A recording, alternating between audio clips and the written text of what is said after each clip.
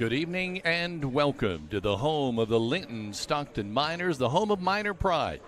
As the Linton-Stockton girls basketball team at 6-10 getting ready to host the Wolves of Parke Heritage, coming in with an impressive 15-4 record. So it's the Miners and the Wolves tonight, and there'll only be, and Heather will have more on this, but there'll only be two quarters for junior varsity. And then 4 for the varsity. You still got time to get out here. It's nice and warm. It's toasty in here. I'll turn it over to Heather. Well, as we do every game, we'd like to say thank you to a specific number of sponsors that you will see tonight in rotation of tonight's ball game. Tonight's pregame sponsor is Jordan Vaught Insurance. Call Ross and his staff at Jordan and Vaught for your insurance needs, whether it be home, auto, or life. His friendly staff treats you like family, making sure that you are covered. So call Ross and his friendly staff at 812-384-3535 today. Our starting lineups tonight will be sponsored by Klusner Construction of Linton. Whether it is a remodel or a new construction home, you know it'll be done right the first time, every single time you choose Tony and his crew. Call Tony Klusner and Bart Wade of Linton today. Quarter sponsor, Key Associates of Linton. Serving Greene and surrounding counties for over 30 years, Key Associates of Linton has helped generations of clients buy and sell homes. So whether you're looking to buy your dream home or next investment, or sell to enter into the next chapter of your life, Allie Walton, Mary Beth Geralds, and Audrey Sparks are there for you every step of the way, as they are your key to the very best. Walton Funeral Service serves as tonight's three-point shot sponsor. Funeral pre-planning with dedication to professional, compassionate service, leaving kind memories since 1915. One generation to the next and one family to another. Todd and Cindy Walton are proud of their funeral home's heritage. Their families have been there for this community for over a century and look forward to serving you for many more years to come. They are your lamp of hope when you need them most. Scoreboard sponsor tonight is Michelle Stenger of Stenger Homes. Did you know that over 30% of homes sold were in the winter months? So don't wait. Give Michelle Stenger at Stenger Homes a call at 812-219-2307. And stay tuned to the E2 Custom Creations post-game show at the end of tonight's broadcast to hear from Coach Garrett Van Dievender. And for game wrap-up, E2 Custom Creations is now taking orders for Mother's Day and 2025 graduations. They can help create you the perfect personalized gift for your special person, yourself, or your loved one by laser engraving on just about anything. If you have an idea or need help creating one, give them a call at 812-798-0174 and find them on E2 Custom Creations on Facebook today. Kevin? So we know it's awful cold outside. In fact, I think last time we looked, Heather, when we were driving over, it was about 5 degrees outside.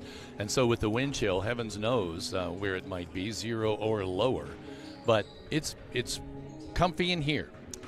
It is, and we've seen a lot of cancellations today, both ball games, church meetings.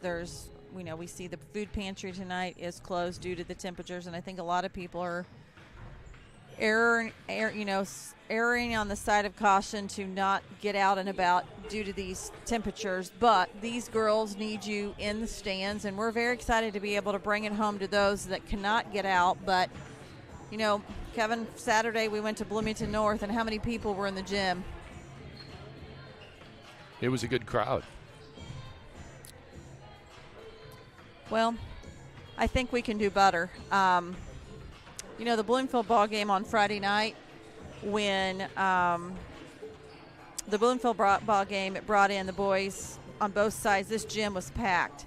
And this is obviously one of total of 3 remaining home games for the Lady Miners. Next week, on Tuesday, a week from today, Sullivan comes to town, and that's always the big matchup. And then WRV will be here on Thursday, and that's senior night for Bella Franklin, Addison McKee, and Olivia McKee. So we're going to start probably tonight's broadcast every single game that we do between now and next week. along with our social media.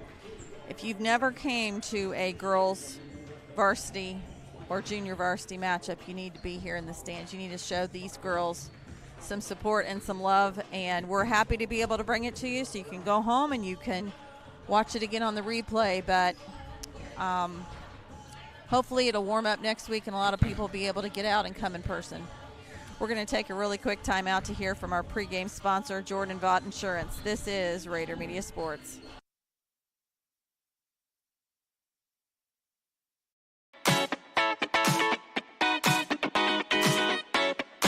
At Jordan & Vaught Insurance Agency, you don't pay extra for the over 80 years of combined experience that will be available to you when dealing with questions about your auto, home, farm, life, or Medicare supplements. They're always there to help from 8:30 to 5 p.m. on weekdays at 123 South Franklin Street, the very same Bloomfield location since 1972. You may not realize the value of experience until you need it the most. Call Jordan & Vaught Insurance, your friends with experience, at 812-384-3535.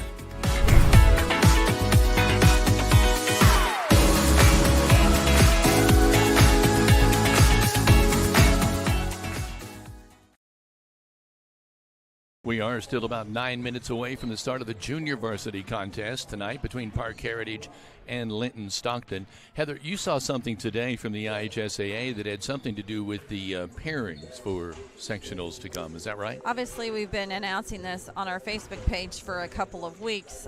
This Sunday, the 26th, which is of January, they have their annual draw. So what's going to happen from 5 to 7 p.m. either on the Indiana High School Athletic Association Champions Network Radio or live on IHSAATV.org.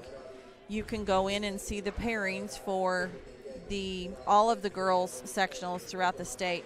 Obviously, one we're keeping our eye on is the 2A sectional. Well, Linton will play at North Knox, and we're going to find out who they're going to play and when.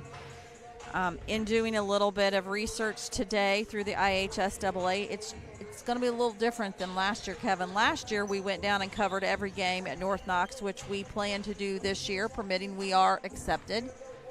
But last year, we had 2 games on Tuesday, 2 games on Wednesday, 2 games on Friday, and then the 2 teams played on Saturday for the championship. What I saw today, and this is not confirmed, obviously, until the draw, but it looks like we're going to have 2 games on Tuesday, and then the next 2 games will be Friday with championship on Saturday. And it kind of makes sense when you think about how we have 6 teams. I was going to say fewer teams this year because than last year, of course, there was Paoli, Mitchell, and North Davies, and we do not have any of those in this year's sectional. It'll be Linton, Eastern Green, Sullivan, West Vigo, North Knox, and South Knox. So we're two teams short.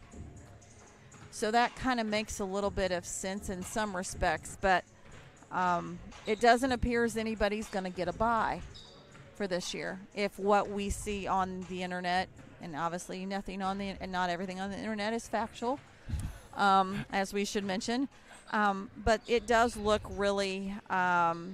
It does look really favorable to only have 2 games Tuesday, 2 games Friday, and 1 game on Saturday. Now, mentioning the sectional, obviously when the draw comes out, the next day is when all broadcasters can apply for coverage. So nothing is guaranteed, and we should mention that no broadcaster has ever given automatic acceptance into covering any game because it is through application and so forth. But we will be applying, as we did last year, to cover every game at North Knox. So we are going to start more than likely tomorrow putting out some information on that to be able to, if you are an individual, a family, a business, anywhere in the coverage area of those 6 teams, then you can see your name on the screen. So we're very excited about that as well.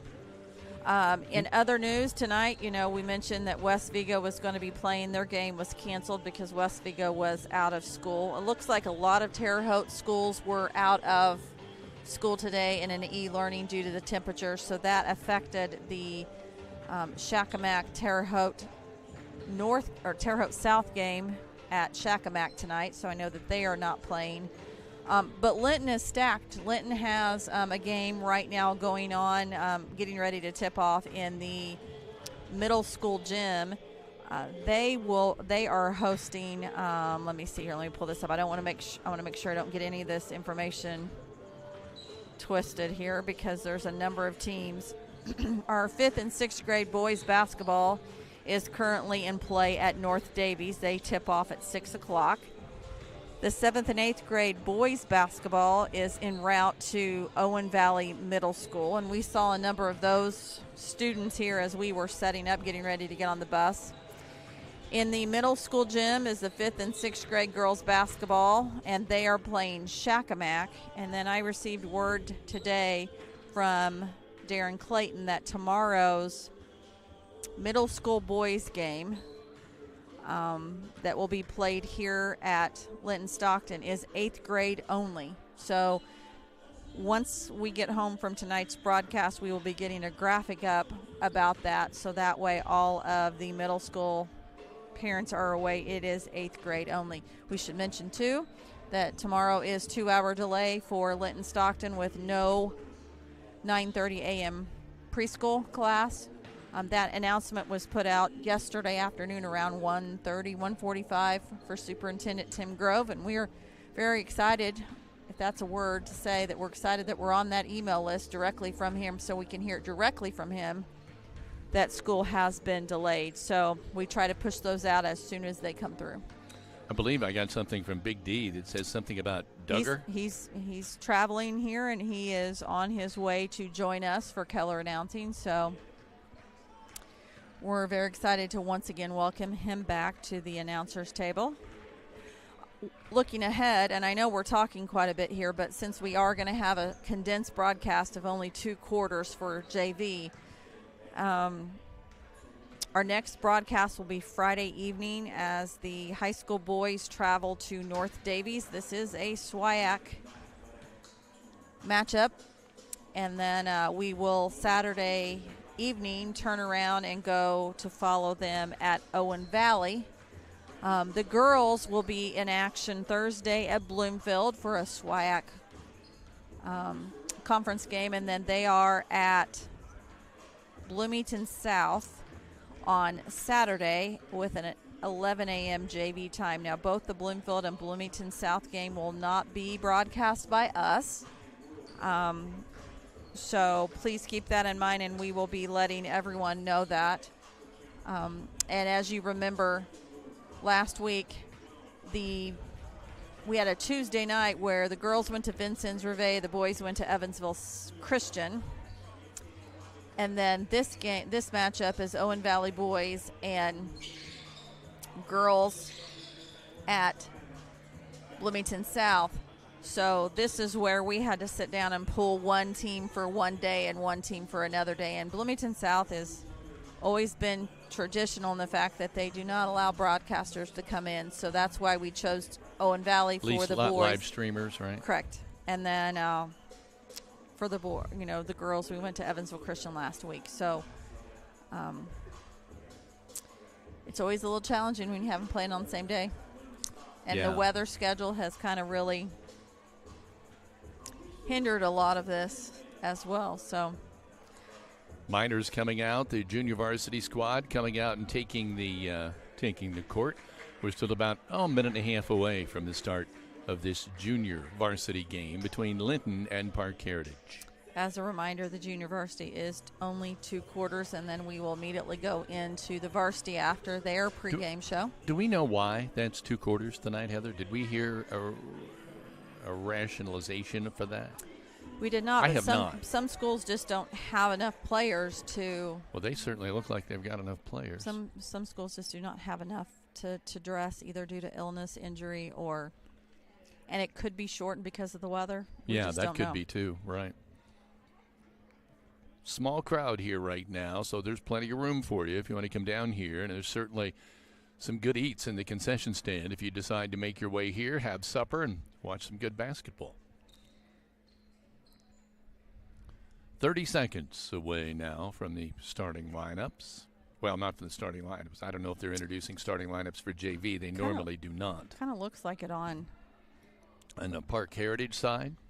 Now, we should mention, too, that tonight the national anthem will be sung by a number of members of the high school choir. So we're very excited to be able to welcome them. We've got it faunted and ready to go, so when they come out on the court to sing, you will be able to see their names. So we enjoy. I've got a problem already. 23. There it is. Okay, I've got 3 of their starters. What am I missing over there? Number 4 got her already. What's the one behind her, Heather? Is that 11? It appears maybe 10. Oh, that doesn't help, does it? Their numbers are a little harder to read on the front. Yeah, so we'll try to get the starters for Parke Heritage here, but okay, I'm still missing. I've got 23, 24, 10.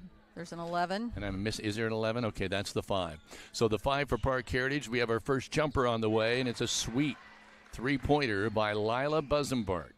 And she gets the first Walton Funeral Home 3-pointer. So I can't really do the starting lineups because we're still trying to figure out what they are here. We've already got a timeout here on the floor, so we're going to take a really quick okay. break. This is Rader Media Sports.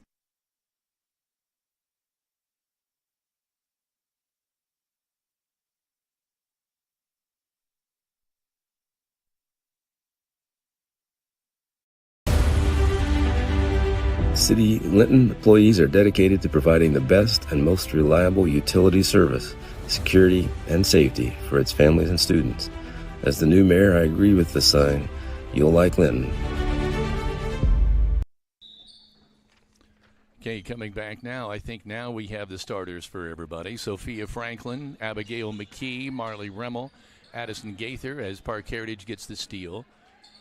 And Shaylee Killian, did that go in? And apparently it did. It did. Did you catch a number on that as I was reading the starting lineup? So we're down already. It's 5-0.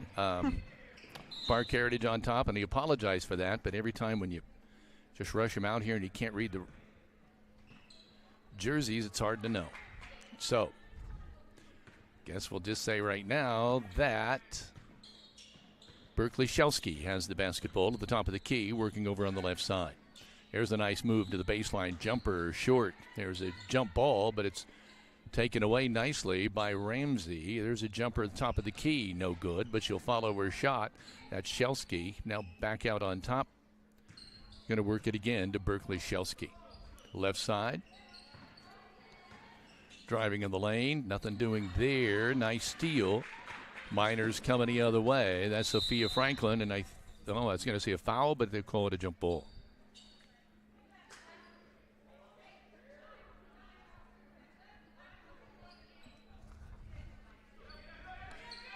So the Miners will inbound from the side, and we're going to pick up a quick foul there. Somebody knocking on the door trying to get in, and I don't think that's going to happen.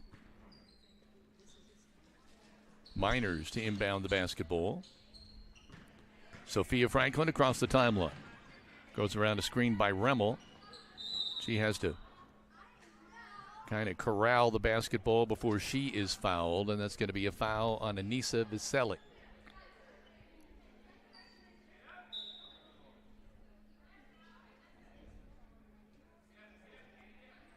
Got a substitution already. Number 10, Viselli, is going out. And I'm looking, it looks like number 5, Candela Fernandez, is now in the ball game for Parke Heritage. Miners quickly down the floor, but they lose control of the basketball. They were coming the other way.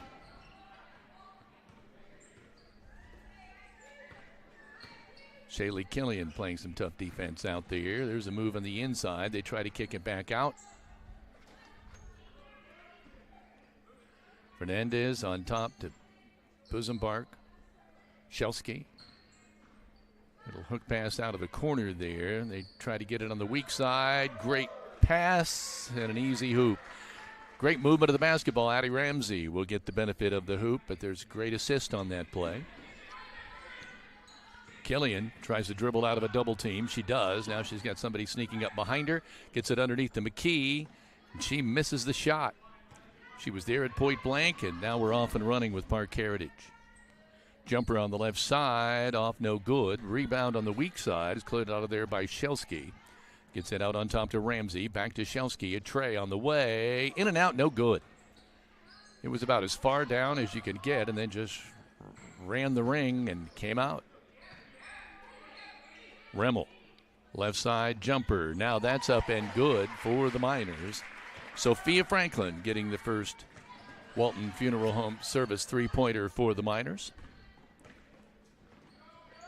Nice attempt there, but no go. The follow by Remmel. Foul called. She'll go to the line.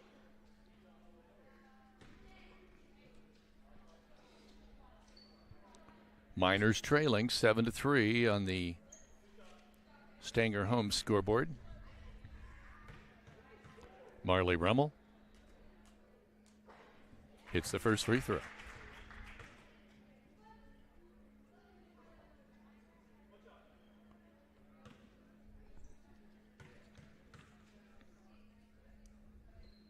Second one's good again. True blue. 2 free throws for Marley. 7-5. Miners trailing. Parke Heritage working with the ball to the right side. Fernandez on the right wing. Goes baseline. Now they whip it back out to Fernandez. Now on the left side to Shelsky. Shelsky comes across in the top to Busenbark. She sets up the offense. Works on the left wing to Hartman. Now they go baseline. Wide open jumper. Ramsey, good. I think that's a 2.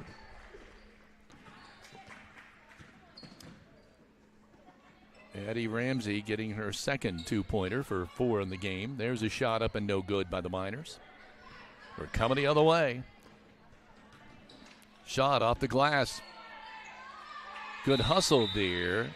Great hustle by Shelsky to get down there and beat everyone the other way. She just couldn't get the layup to go. They're going to say it's Miner basketball. Big D has arrived. Oh. So getting ready to Paisley Hartman will do the duty to inbound the basketball. Gets it in. I thought we'd see a tray there, but thought better of it. Shelsky out on top. There's the jumper, the tray, and that one's good. Walton Funeral Service 3-point shot. And that's by number 24, Paisley Hartman. Getting the tray. And that makes it 12-5 now. Parke Heritage on top. Again, as Heather pointed out earlier, they'll only play 2 quarters in this junior varsity game. Sophia Franklin. Shot up. I thought it might fall. It did not. It rimmed around, and it'll be Parke Heritage ball. They hurry it up. Get it across the timeline. Busenbark, left side. Out of Ramsey on the right. Now back to the left. Hartman feeds it out. Fernandez. Busenbark back to Fernandez. Trey on the way. Up no good. Great rebound on the weak side there by Addie Ramsey. For Parke Heritage, there's a shot on the baseline. Up no good, but again, great rebounding. This time by Lila Busenbark. Shelsky, baseline, pass to Fernandez, and what do they call? You got a foul called here.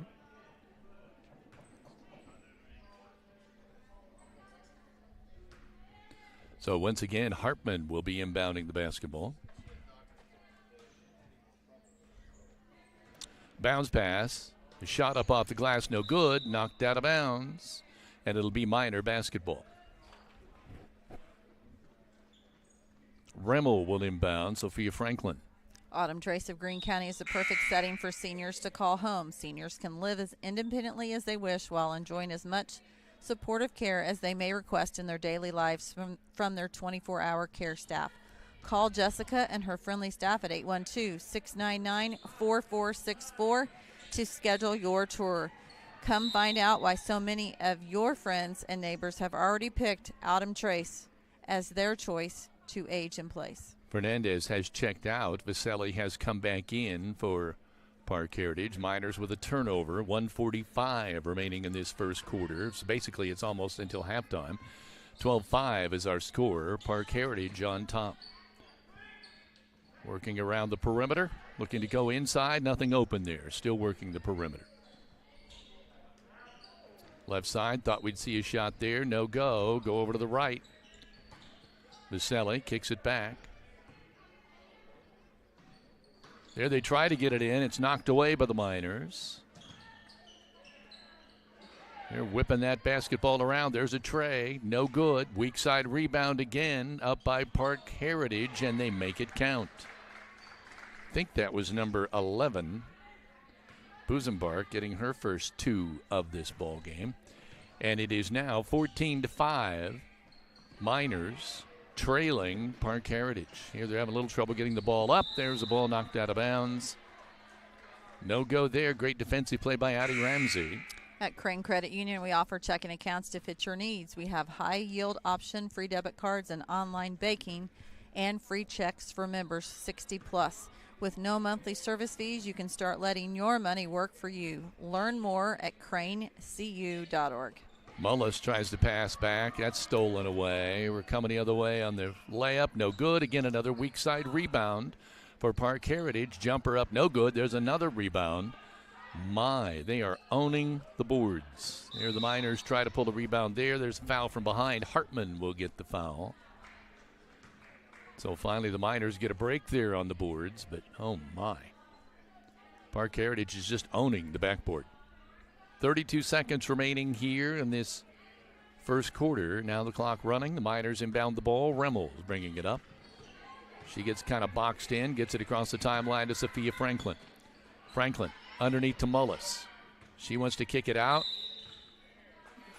Pass is stolen, but they step on the baseline, and so it'll remain with the Miners. 18 ticks now remaining in this first quarter. 14-5, Parke Heritage. It's a little wonder the way they've owned the boards here.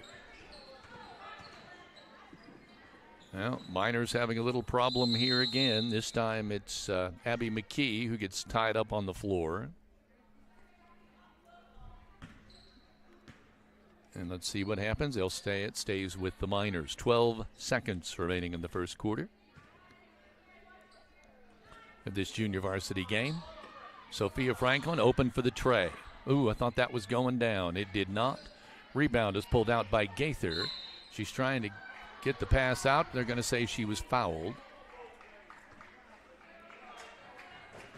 So Remmel will inbound underneath the Miner hoop with 4.8 seconds to go. But, yeah, they're going to shoot 2 here. They're at 5 fouls. I wondered about that. I wondered if the scoreboard was correct. Gaither will go to the line. Are you looking for TV or high-speed internet? Give Mike Morin at Midwest Satellite a call. He offers Dish TV plans starting at $91.99 a month and T-Mobile high-speed internet for $60 a month. Call Midwest Satellite at 812-847-8848. Call Mike. He'll treat you right. Gaither missed the first free throw. She'll get another. Up. Oh, that one rims and falls. Usually they don't seem to get that lucky. 3, 2, 1. Ball in the air, and it goes.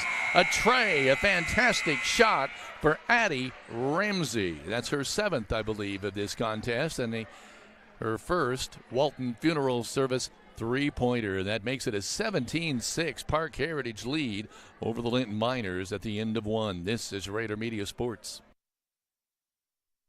Good at a lot of things, like cheering on the Miners to victory. Indiana Farm Bureau Insurance Agent Jathan Wright is good at making sure your insurance needs are just right for you. That's why Jathan is here to help you work through any questions you might have about your auto, home, renters, business, and life insurance. Then you can get back to making sure the Miner fan section is louder than the other team. Talk to Jathan. Stop in or submit your information online and give him a call at 812-798-2615. Start with Indiana Farm Bureau Insurance and stop knocking on wood.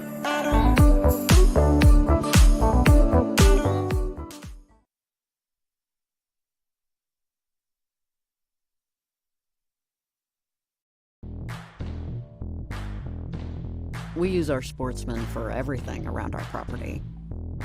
Like plowing snow all winter. We can't wait to put it to work. Since 1973, Linton Cycle Sales.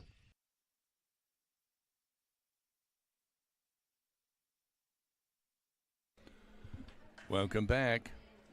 Big D, I don't know if I'll turn up your mic yet or not. Are you ready to roll? Or are you still setting up? Good.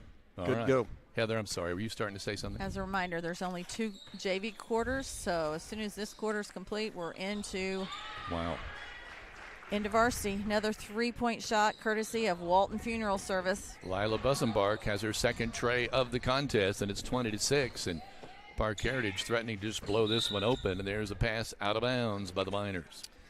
I want to say hello to Melody Thuis, who says she's watching from home with Papa, Uncle Stacy, and Miss Addie, and says, "Go Miners." Thanks for tuning in, Melody.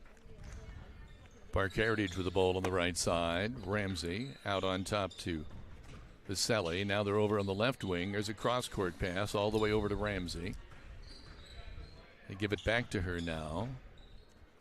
Another cross-court pass coming the other way. Shelsky drives in the lane, stops, pulls up, jumper. She's fouled from behind, and I believe the foul will be on Sophia Franklin. That name sounds familiar, Shelsky. I believe that's the coach of the boys team. He's the athletic director and boys coach.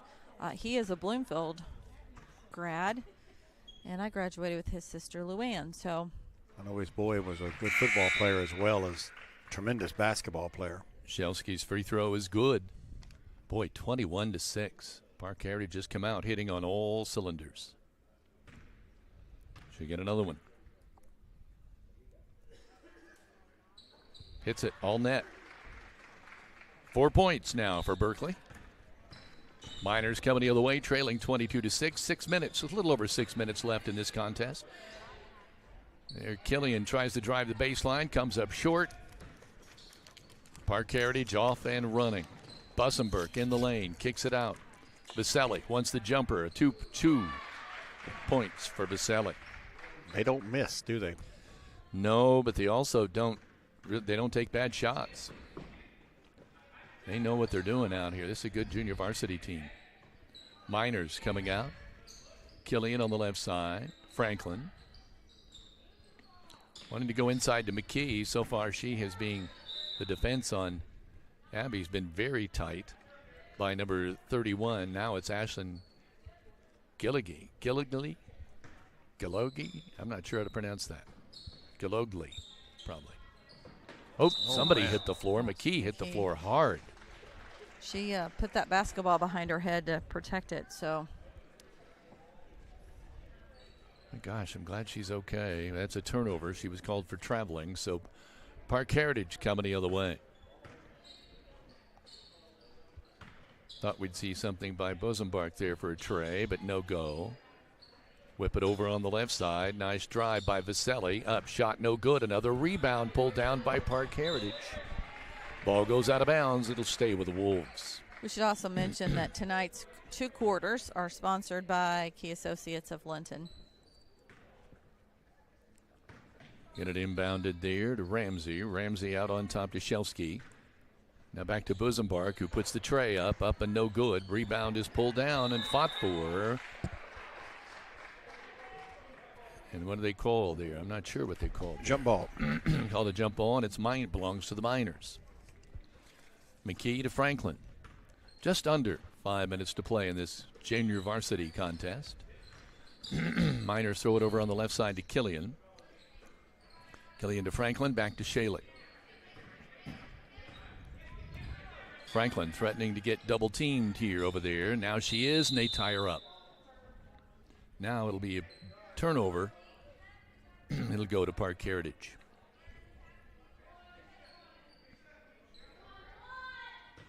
You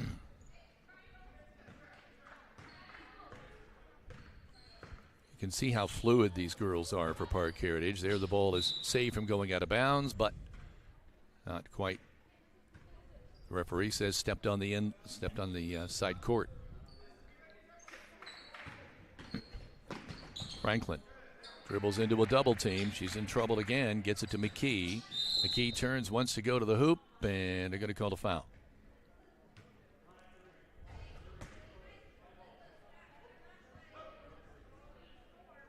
Minor basketball. Remmel will be inbounding.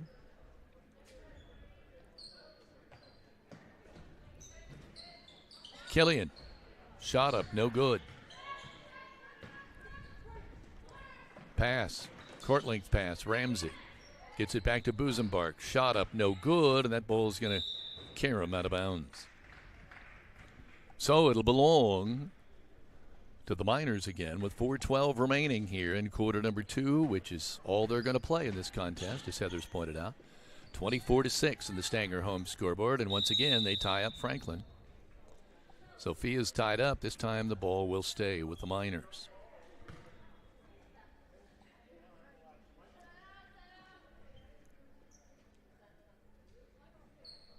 Remmel to inbound. Tries to get it into Killian. Shaley brings it down.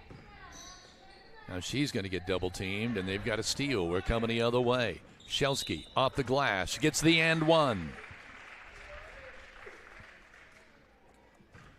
So Berkeley gets the basket, and now we'll try to add a free throw to it. 2-4, Aver down for 6 points so far in this contest. She has a chance to make it 7.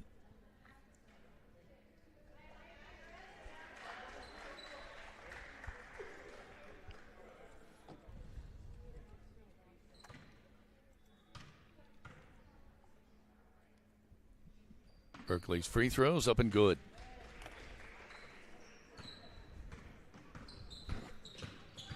Remmel across the timeline is called for traveling. When she stopped dribbling and came to a stop, she kind of shuffled just a little bit. And the referee was there to catch it. 3:45 to play in this JV contest. Miners trailing 27-6 to Parke Heritage. Their varsity team comes in with a record of 15-4, so we may see this kind of discipline from them as well. Great pass. Remmel quickly knocks it down. It's intended for Ebba Hartzell. Yeah, I was just looking at their state rankings, and Parke Heritage at 15-4 is not in the top 15, and kind of a little bit of a surprise. It'll be interesting to see. I know they lost their last outing. We'll have more on that when we get to the varsity contest and part of the pregame Jordan and Vaught Insurance pregame show. But yeah, they come in with a excellent record. Getting ready to inbound. Bounce pass over in the left corner. Viselli makes the shot. She eyed the tray and canned it. A Walton Funeral Service three-pointer for Anessa.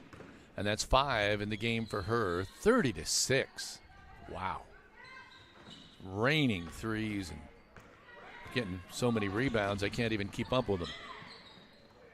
Over on the left side. Now they go underneath. Shot up off the glass. No good. Rebound is pulled down by the Miners. We're coming the other way. Franklin. Gaither. Cross court. Remmel.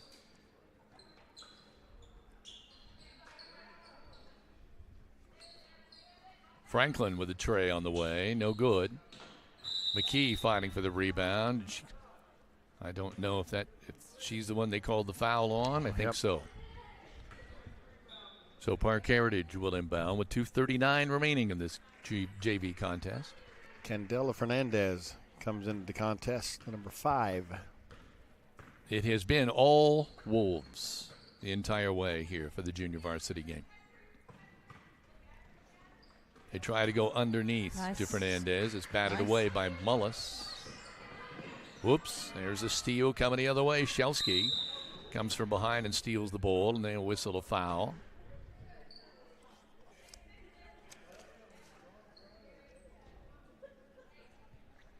The Wolves will inbound from the side with 2:20 remaining in the game. Varsity game to come. It should be a much better one than, unfortunately, what we're seeing here right now is the Wolves just running away with this. Busenbark Working over the left side. Now back over to the right to Ramsey. She gets double teamed. Gets it to Fernandez. Fernandez right back to Ramsey. Drives to the hoop. Gets trapped. Kicks it out. Now they go back underneath to Fernandez. Shot up no good. Rebound, though, pulled down by the Wolves. They have owned the backboards. Here's a drive. Shot up. In and out. No good.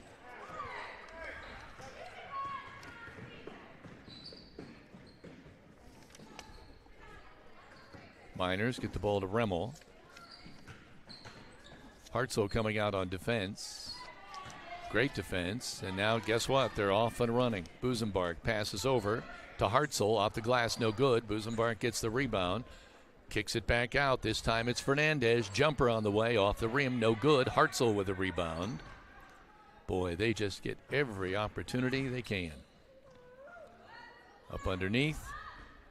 Kick it back out. Oh, I thought we'd put up a tray there, but no, they're going to set up the offense. Try to go underneath, batted away by Remmel. 1 minute and 1 second remaining in this game, 30-6. And right now, Ramsey is headed out, and believe we've got number 24, Paisley Hartman, checking in. 32-6 is our score. Miners, I'm not even sure we'll get to double figures in this ball game. But they're only playing 2 quarters, but still. Killian to come in. Mullis is checking out.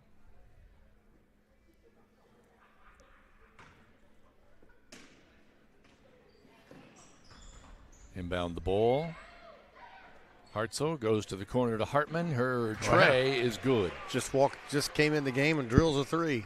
Her second 3 of the night. Our Walton Funeral Service tray, 33-6. 47 seconds now remaining.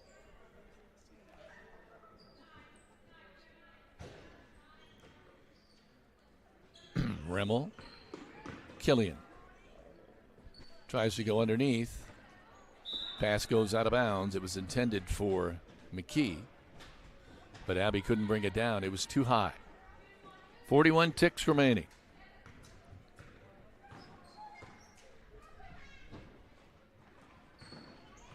Get it out on top. Busenbark, double team, goes cross court.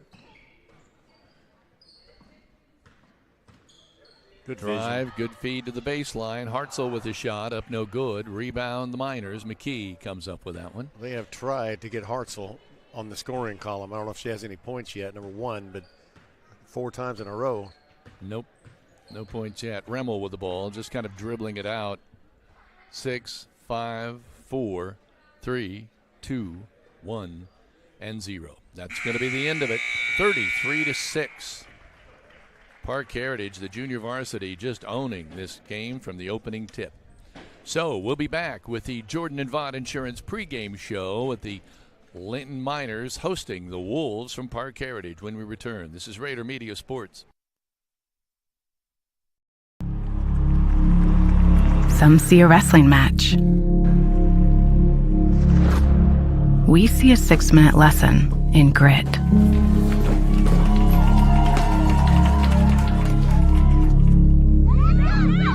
Some see a coach sending a runner home. We see a mentor guiding a student athlete into the future.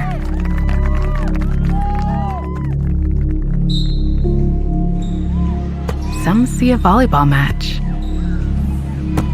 We see a student athlete learning how to be poised under pressure.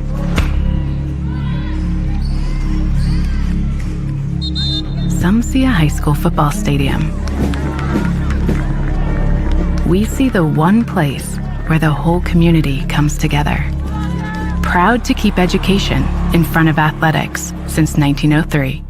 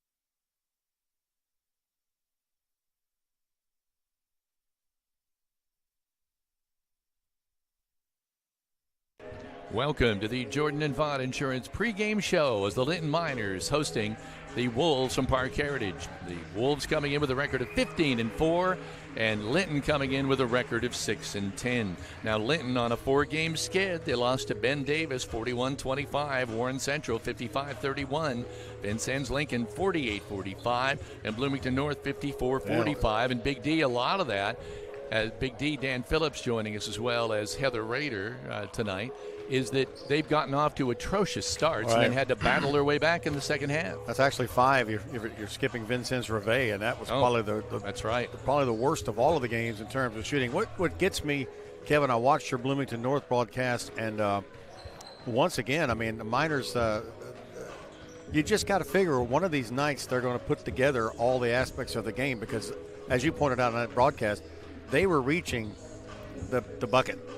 They were there many times, and I think Coach, maybe even Darren said, they've been playing against such height that it's almost like they're throwing the ball up in anticipating that height coming in, or instead of slowing down and kind of working it, because the opportunities were there. But once again, the three-point shot has been hit or miss, and unfortunately it's been more miss.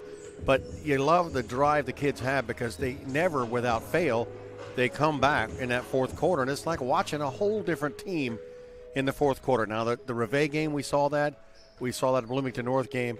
The Lincoln game was kind of the other way around. We kind of started off strong and then had a lull. So you got to figure, and you kind of hope that as the season dwindles down, that perfect game has got to be there. Things are going to start dialing in. It has to be frustrating because, and we've had foul trouble too. That's the other thing I've noticed as well. But if these shots on the inside, I mean, I felt bad for Bella Franklin. She was all over the court last in that Bloomington North game, and also she put the team on her back. Archer as well. It seemed like half. Archer was driving the lane and she was there. The shots just did not go in the cup. Heather? Oh. Well, we've got a lot to unpack and go over, and we're very excited to bring you the first of 3 broadcasts this week.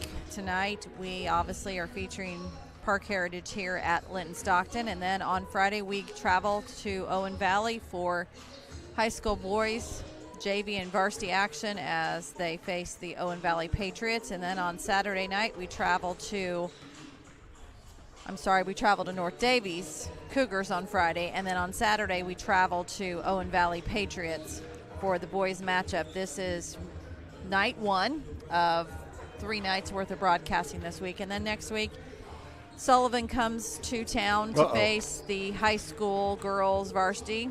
And I'm told that is 2 quarters only of JV. So everybody needs to get her early, be prepared, ready to go, because I expect this gym to be packed.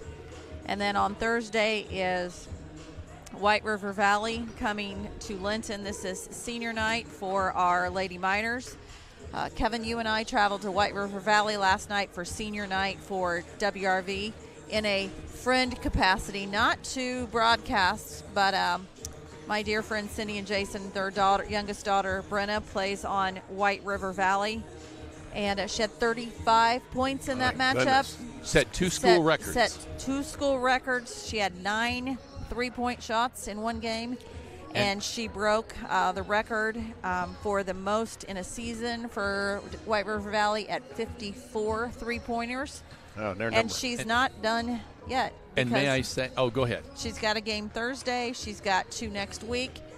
So she is on track right now to score 1,000 points during this season. So she was also WTWO's Bobcat Athlete of the Week, so she was interviewed. I've got that on my phone, sent in tonight. So that's going to be a big matchup because the 3 players from WRV and the 3 players from Linton, I mean, it's like the assistant coach Brittany Myers tonight said, Greene County's losing 6 really quality athletes this year for the senior class.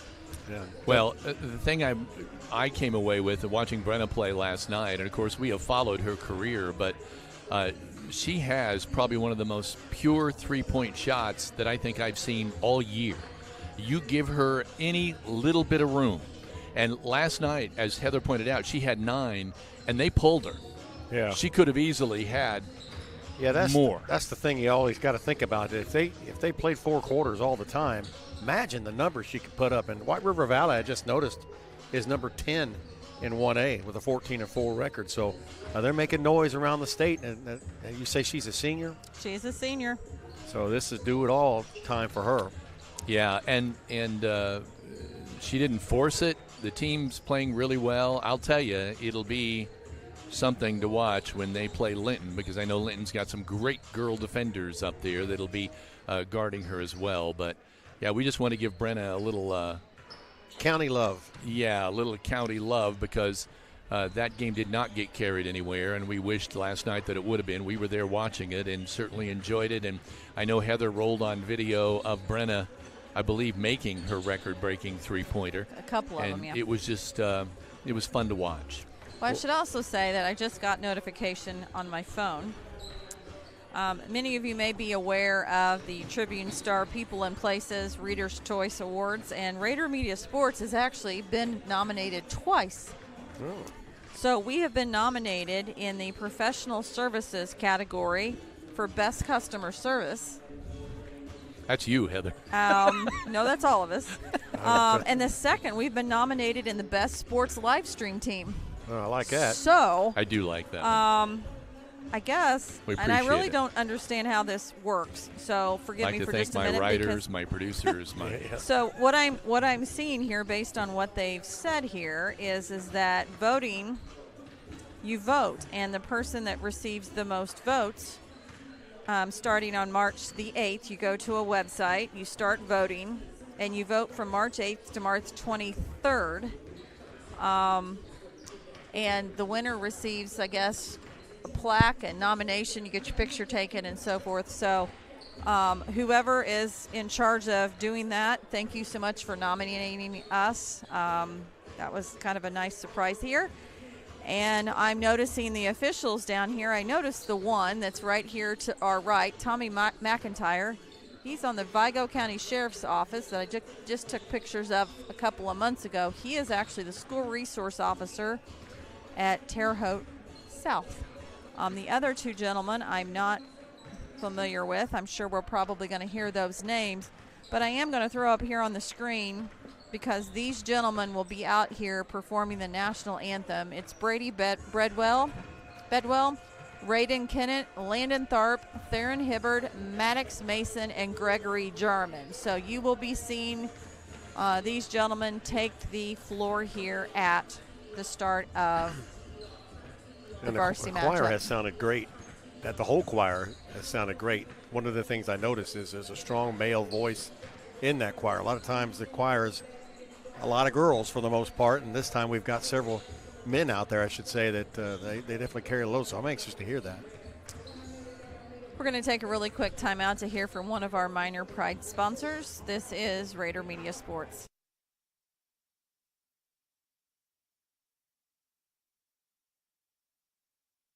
Hello there, I'm Corey Motter with Century 21 Sheets.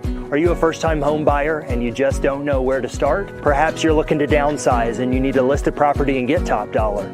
In any of those situations, you need a professional agent on your side. I have successfully opened doors for clients for over the last 4 years, and it is a complete pleasure of mine to be able to help them end one chapter and begin a new one.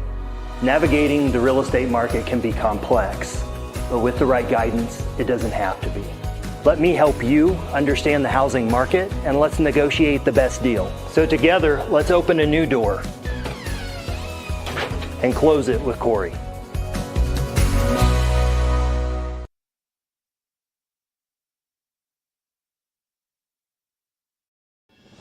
At Crane Credit Union, you can expect a personalized experience from people committed to your financial well-being. When you visit one of our 18 branches across southern and central Indiana, you will be greeted by our team that is committed to supporting your financial needs, dreams, and possibilities through all the stages of your life. From youth and teen accounts where it pays to get A's, to auto and personal loans that are processed completely within your local branch. Your local staff can assist you with mortgage and home equity needs, and when the time is right, we can help you with your IRA retirement accounts. We will be with you every step of the way. Crane Credit Union, building relationships, since 1955.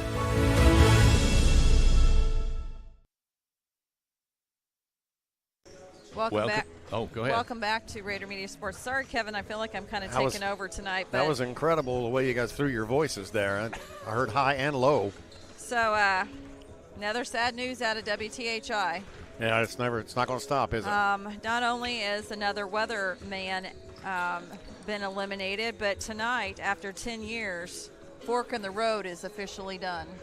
Saw that on my way up. I can honestly say that I've known Mike Latta for about 15 years. He's in charge of the Wabash Valley Jeep Junkies in Terre Haute. He's done a couple of feature stories for a number of people here in the Linton area, and that is unfortunate. You got to wonder. I'm just kind of at a loss for words. Yeah, I mean, what can you say? You feel kind of sorry for the ones who are still there because they don't know when the hammer is going to fall, but also the negative publicity from all of this will be misguided and aimed at them, and it's not their fault. Well, I saw I've been trying to keep tuned into this a little bit, and I saw a gentleman that still works there today that, posted and said it's just a matter of time when we're going to pick the phone call. We're going to pick the phone up, and it's going to be us. And especially if they're going to farm out the sports and farm out the weather. Well, they're gonna pipe in the Weather Channel out of Atlanta. That's real personal. Right now, Atlanta's weather, I saw some reports earlier that people were actually snow skiing down Bourbon Street in Louisiana. My nephew lives in Houston, and he was lamenting the fact that they'd already canceled school Tuesday and Wednesday for his kids who had never seen a snow drop, and now there's snow in Houston. Well, when my dad lived in North Carolina, my cousins go to North Carolina school. If they even got forecasted for sleet, they were putting you on e-learning the rest of the week, just because the South doesn't have the conditions, I guess, to be prepared, and they don't want people to be out. I played a gig in Columbus, Georgia, back in the 80s, and they had a half an inch of snow and literally shut the entire night. I was laughing with the guy who happened to be from Minnesota, so I wasn't getting anywhere with him. But he said they don't have any kind of street cleaning materials. They don't have the salt things for the salt trucks. Yeah. Kevin? Well, the thing I think of, obviously, after having worked in that business for, I don't know how many, almost too many years to mention, but I will say there are people who are probably losing their jobs who don't have the notoriety that these TV people have. And they have both, at least some of them, Patrice and Kevin, have had lengthy careers and certainly should be honored for that. And you should be able to go out the way you want to, but you never get to pick that in life. And sometimes things come out of nowhere. But I will just say, with the economy currently the way it is, there's people who are going home after losing their jobs, and they're not just on TV. So we would say that we're thinking of all of you at this time, because that is never, ever easy or a good thing. And so, I just don't really know what to say other than that. We are 6.5 minutes away from the start of this basketball game. And Big D, I was noticing the last outing for both of these teams, Parke Heritage lost their last time out to Zionsville, 59-37, and Linton lost last time out to Bloomington North, 54-45. Yeah, Zionsville's a 4A school, so that was no disgrace in that. No, but they've, like you say, 15-4. They had beaten, they're in the Wabash River Conference, so that's your North Vermilion, South Vermilion, Seeger, and they've run the table on there. Their losses have come to Northview, who they beat earlier in the year, 51-40, and they turned and got beat by, looks like 19. Then they lost, of course, to North Knox, and then McCutcheon, another 4A school. I'm a little surprised they're not getting votes in the rank. This team has been on the rise. It's Coach Mark Harper's in his 5th year. He's 89-28. He's won 133 in his 8-year career. This team was 16-8 last year, 23-4 last year, sectional champions, 20-6 the year before, and 19-7 in his first year. So these seniors, and there's quite a few of them, I haven't counted the heads yet, but you got a feeling they might have been playing as sophomores and freshmen, and this is the year they probably have circled and pointed at. They got us. They got Fountain Central, Attica, and Shakamak remaining before they head into that that sectional. Let me point a little bit to Emma Simpson, number 12. She's going to be someone to watch tonight. Averages 18 points a game and 8 rebounds. Now, there are others who are playing very well for them as well, but obviously you point to her.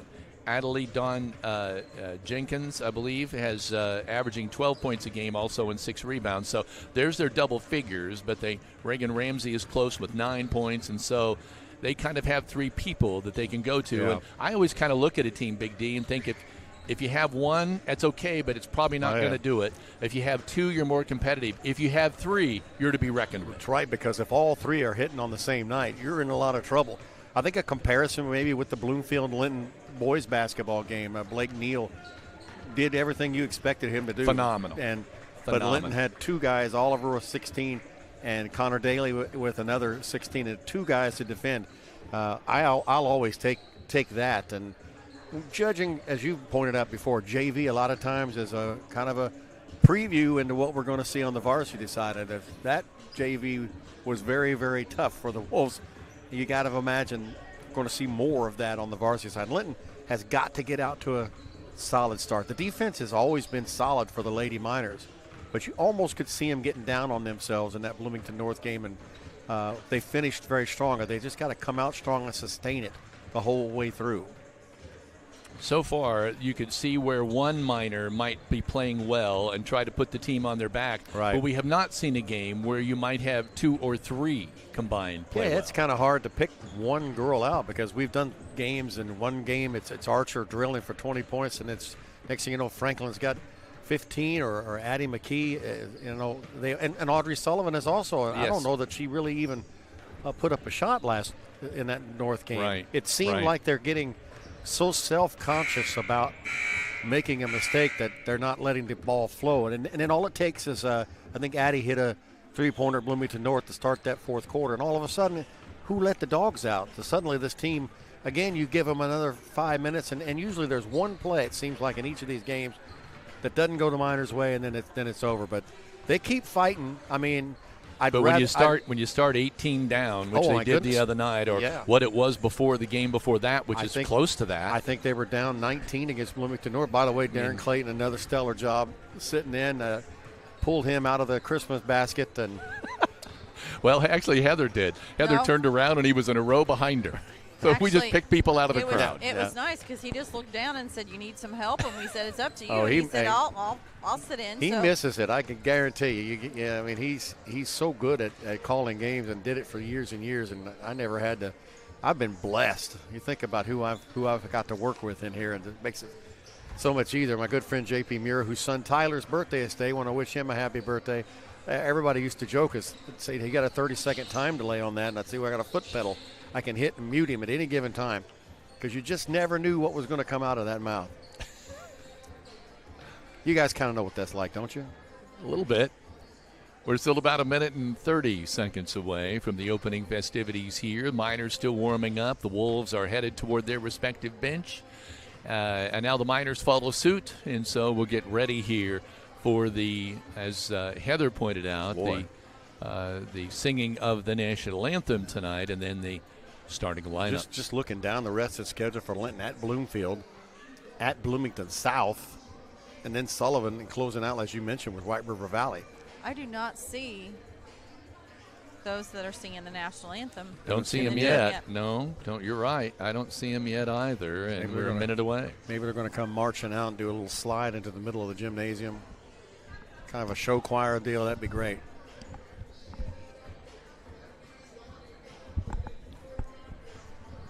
Miners trying to get back on track here in the. I do not see them. Well, they might be right outside that door. Yeah, it wouldn't surprise me at all if they've been warming up. There we go. We'll come out. There we go. Kevin, your quick thoughts on the Irish last night? They almost came back, but a little outmanned with Ohio State. They were. Well, here they come. We're getting ready here for the national anthem. Yeah, I thought the Buckeyes. Little doubt that who was the better team, I think. Yeah, they earned that one last night. And the way they battled back after losing to Michigan, they almost lost to Nebraska, only beat them by 4. Well, but they have really battled back and asserted themselves and won a national title. And I'm a Big Ten guy. Me too. I always kind of root for a Big Ten team. Well, not all of them. But yeah. I was for Notre Dame. I'll admit it. I know. I was for the Irish too, but there's nothing wrong with that. Here, let's listen in. Here we go. We'll sing of our national anthem being performed tonight by a group from the Linton-Stockton choir.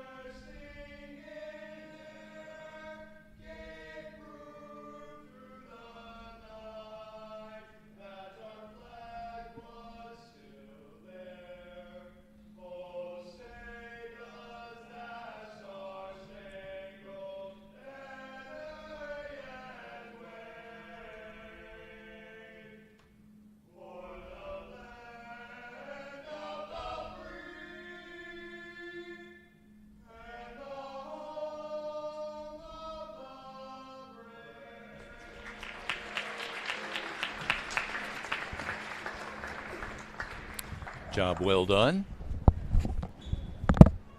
As those boys will now head off, and we'll have the starting lineups brought to you by Klusner Construction of Linton. Between the visiting Parke Heritage Lady Wolves and your Lady Miners. Here are the starting lineups. First of all, for the visiting Lady Wolves. Showing out of guard is senior number 3, Addison Jenkins. Out of guard is senior number 12, Emma Simpson. At guard is senior number 13, Adelaide Jenkins. At forward is senior number 15, Reagan Ramsey. And at forward is senior number 20, Andy Perkins. The Lady Wolves are coached by Mr. Mark Harper.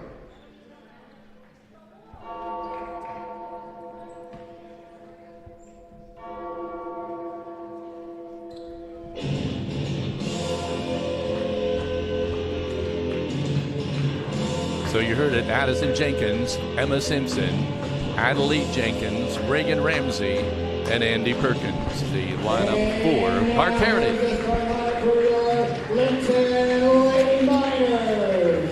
Starting at guard, at 5'6" senior, number 12, Addison McKee. At guard, at 5'6" senior, number 32, Olivia McKee. At guard, at 5'4" freshman, number 1, Audrey Sullivan. At guard, at 5'7" freshman, number 3, J.C. Archer. And at forward, at 5'7" senior, number 14, Bella Franklin. Your Lady Miners are coached by Mr. Garrett and Deaner. So there you have it. You have the starting lineups brought to you by Klusner Construction of Linton. We're getting ready here now for the start of this contest. I just got to get everybody Lots of circled in sisters my out. book. Again, we got the McKee sisters for Linton, and looks like Jenkins sisters for Parke Heritage, as well as there's 2 Ramseys on the roster. Even jump. Let's see who's going to come up with it. The Miners, I think. Bella Franklin will tip the ball and then run it down. First quarter sponsored by Key Associates of Linton. J.C. Archer to Addie McKee. Addie breaks to her left, wants to go to the cup. Shot up, blocked. I believe it's blocked by Simpson. We're coming the other way. Emma Simpson with the ball there, so it was not her who blocked that ball. Let me see. It looks like that was number 15, Reagan Ramsey, who should get the credit for that. Miners, great defense. Now they bring it up. Still 0-0, just underway. Miners with the ball on the right side. Addie McKee goes around the Bella Franklin screen. Fakes the handoff. Goes cross court to her twin sister. There you go. Olivia. Now Archer tries to go to the cup. Her shot's blocked. She traversed the baseline to no avail. We're coming the other way. Jenkins, jumper, short, an air ball. But again, great rebounding. We saw that in the JV game. And here's a shot by Reagan Ramsey. In and out, no good. Rebound pulled out of there by Addie McKee.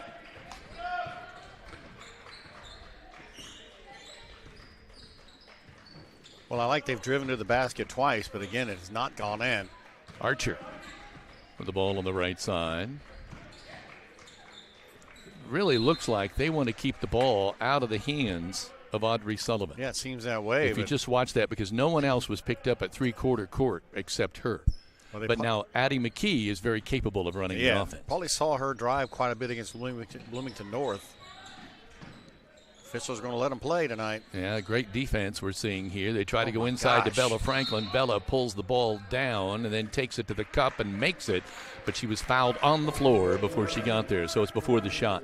15 going to get that foul, Reagan Ramsey. Lots of arm checks and slapping you can actually hear up here. Yep, Franklin. There it is, another one. Always moving, trying to knock the ball out. There, Olivia McKee with a shot up off the glass, no good. And we're coming the other way. Off and running is Emma Simpson. She's the girl to watch. A skip and a hop and no good. Rebound, though, pulled down nicely by number 13, Jenkins. She's got the ball now, wants to take it to the cup. It rims around and out. That's as far down as a ball can legally go. And then you've got a foul called, and I think it was an aggravation there. I can't quite see a number yet. 12, she can't turn. I believe. 12, that's Emma Simpson then. Well, that ball. Picking up the foul. She turned and she was at half court before it went out of there. See, here we go again. Tight on Sullivan. They can't get the ball into her. McKee on the right side goes to Olivia McKee. She loses control of the ball. Now it's loose on the floor. Reagan Ramsey picks it up. Emma Simpson on the fly wants to take it coast to coast off the glass. She's got it. Emma Simpson gets her first two, and I think we have a timeout to discuss things because I think now the Miners have a better idea of what the Wolves are up to. It's a 2-0 lead for Parke Heritage with 5:49 to play in the first quarter on the Stanger home scoreboard. This is Rader Media Sports. It starts well before the lights are turned on. The grill at the grill is fired up well before the front door is unlocked and the first customer ventures in. I've been coming to the grill for 30 years. It's the best restaurant in Greene County. It's a Ling tradition that's lasted over 100 years and the same family for over the last 40. Open 7 days a week with carry out, and speaking of traditions, they have steak night every Friday and Saturday night. If you didn't stop by today, there's always tomorrow at the grill in downtown Linton.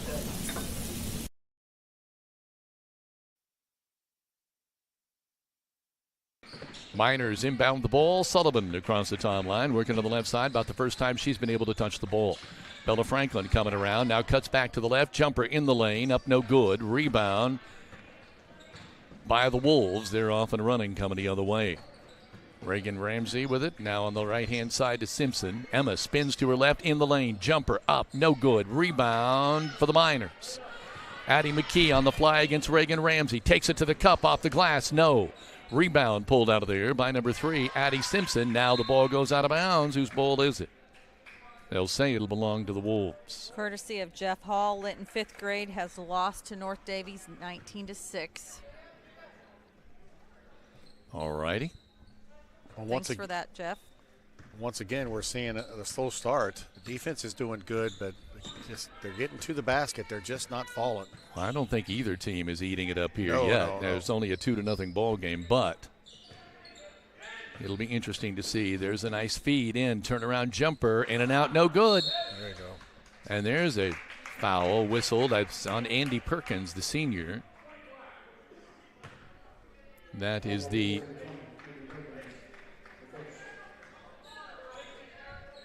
third foul. Now, their shots aren't falling either, but they are so close to going in. Linton it's not come close yet. Sullivan off the glass, no good. Rebound pulled down by Parke Heritage, and they are off and running. Emma Simpson leads the way, but he passes it off to number 13, Jenkins. Her shot is way off. And then let's see what the call is. They're going to call a jump ball here, and it'll belong to Parke Heritage.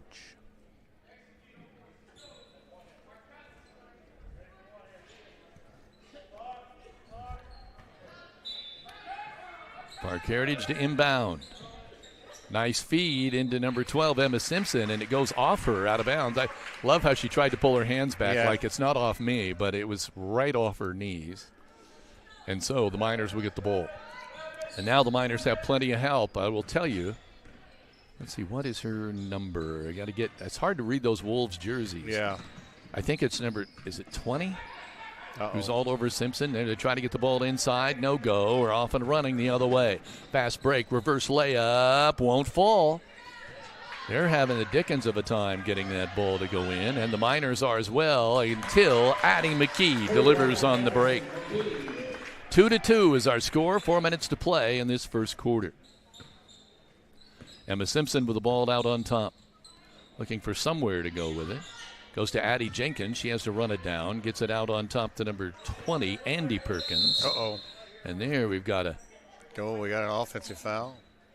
Nope. I thought that was the call, but let's wait and see. Ran through a pick. They're call it on Bella. She's so strong. She went through it, and about 3 Wolves hit the floor. Yeah, one of them hit it pretty hard. We got number 21 coming in for... Reagan Ramsey went out. Kate Number 21, O'Brien. Kate O'Brien now in. Working it on the top of the key. Simpson. Over on the left. Starts to drive. No way. Gives it back to Simpson. She's going to take it to the cup. Nope. Kicks it back out. Come around on the right side. Andy Perkins with a shot up. No good. Rebound pulled down by Olivia McKee. Errant pass, but her twin sister, runs it down. Addie McKee brings it up. Archer to the cup. Off the glass. No good. It was right there. She couldn't quite make it fall. And we're coming the other way. It's 5 rebounds for number 12, Simpson, already. Simpson's got the ball, working over on the left side. Andy Perkins. Andy with the right hand drives in the lane. Off the glass. It was right there. And again, both teams having trouble on the offensive side. Archer on the left side to Olivia McKee. To Addie McKee. Trey on the way. I thought that was going down. It didn't. It rimmed away. Parke Heritage working over on the left side. Now they go inside. Shot up and good. And I can't quite get a number. 21. Is that Kate? 21. Kate O'Brien gets the first point. There's a jumper by the Miners. Sullivan runs down the rebound. She, a runner, in and out, no good. Rebound is pulled down by Olivia McKee to Bella Franklin. Bella wants to take it to the cup. Too high. Rebound weak side. Good by Addie McKee. 4 points for Addie, and she's got all 4 points for the Miners. It's tied up at 4-4.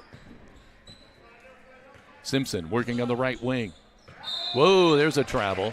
She pulled the ball up and then lost control when she got it in the air. She kind of wanted to do a little Euro step there, I think, and lost control of the ball. We have a timeout on the floor.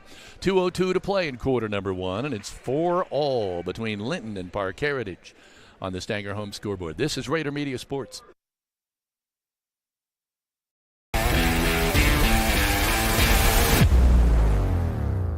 Linton Sporting Goods has an over 20-year tradition of offering Hoosiers the best in sports equipment and apparel. They feature Wilson, Demarini, Louisville Slugger, Marucci, Mizuno, and much more. Get ready for any sports season by shopping at Linton Sporting Goods on Highway 54, where the winners shop.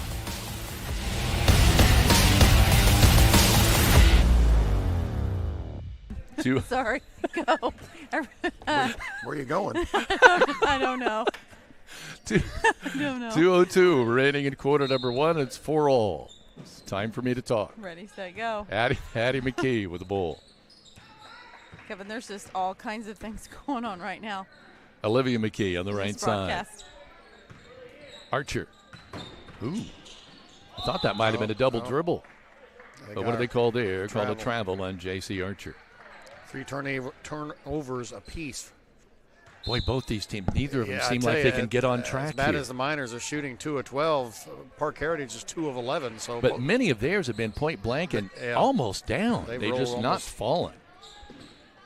Jenkins with the ball on the left, number 13. Wants to come back to the pass. Nice pass down below. Shot up. Again, no good. Right there. And no go. Bella Franklin says, I'm going to the cup. No good. Rebound, Addie McKee. Her shot's blocked by Adelaide Jenkins. Oh my. It just looks like there is a ton of body contact. Get it out on top. Bella Franklin's going to run it down. She has the ball tipped away. Now she feeds it out. Addie McKee, left side tray on the way. 7 for Addie McKee in her first Walton Funeral Home service three-pointer. The Miners have their first lead of the game at 7-4. Backing up is Andy Perkins. Andy Perkins goes on the right side to Adelaide Perkins. She goes around a screen. She wants the tray, top of the key. Yes. Adelaide Dawn Jenkins gets her Walton Funeral Service three-pointer, and our score again now 7-7. Archer to the cup. Yes.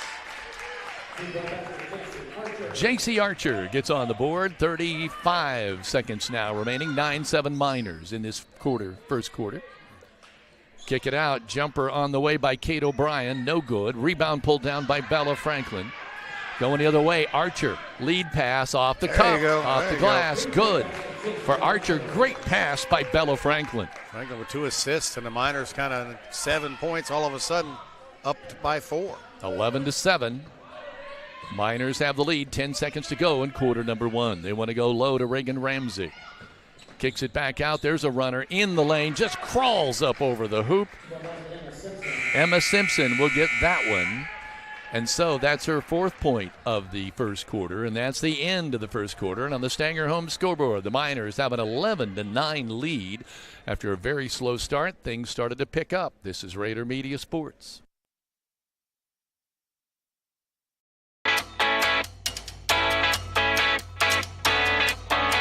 Finding the best coverage for your home, auto, life, and business isn't always a walk in the park. I'm Audrey Sparks at Richard Brown Insurance, your local auto owner's insurance agent.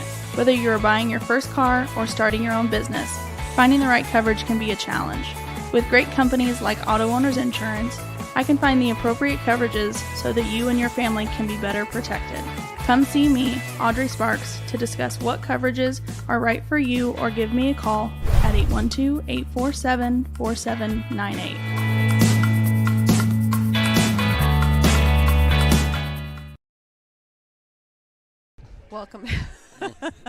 Welcome back to Rader Media Sports. Linton Sporting Goods has been serving Linton and surrounding areas with quality sporting goods and screen printing for over 25 years. They also specialize in embroidery and team sales, located on Highway 54 West in Linton. Stop by and visit this family-owned and locally owned shop today. And we should mention, one of our exciting announcements is starting later tonight, the Minor Broadcasting Club students has a apparel fundraiser going on.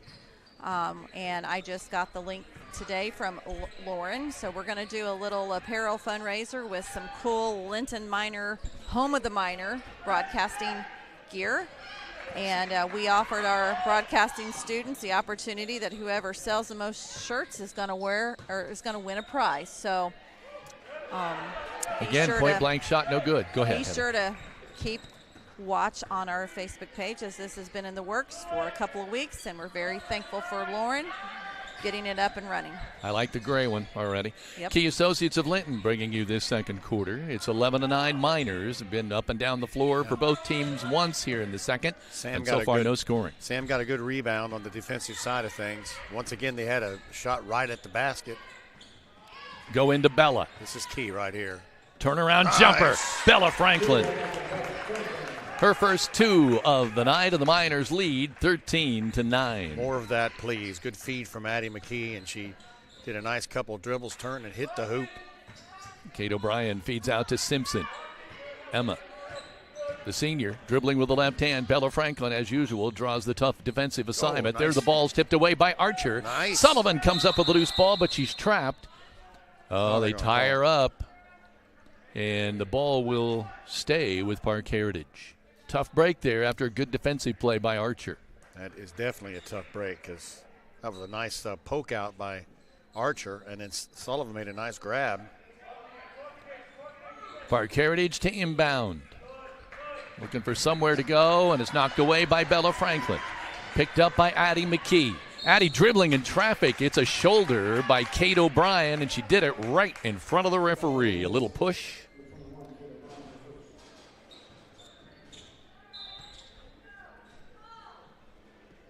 Good effort. Got to applaud the effort. Archer, now she's fouled. Simpson will collect that foul. Now, how many team fouls is that now? 2.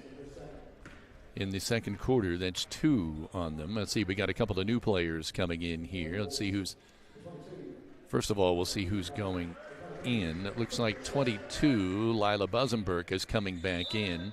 And I didn't catch the other number. Shelsky, the freshman, 23. Okay, who played so well in the JV game, has come in. Sam with the ball. She's checked in. She's getting trapped here. Gets it to Bella Franklin. Bella turns in the shot. I'll tell you, Bella, her last few outings, she has been on fire. She picks up now, and it's a 15-9 score. 6 minutes to play in this first half. That's the part of the game that we've been missing, is that inside finish. Well, she's been playing, as you pointed out, against girls who are much, much taller. There's a shot by Simpson on the baseline, and great shot. Emma Simpson with a follow-away for her 6th point of the night. 15-11 on the Stanger home scoreboard. Miners with a 4-point lead and the ball.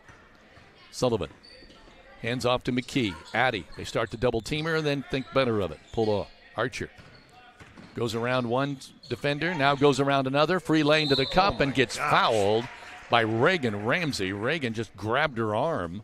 Well, I didn't think they were going to call it. Didn't seem like the whistle was going to come out. She was driving the hoop. So she'll get a pair at the free throw line.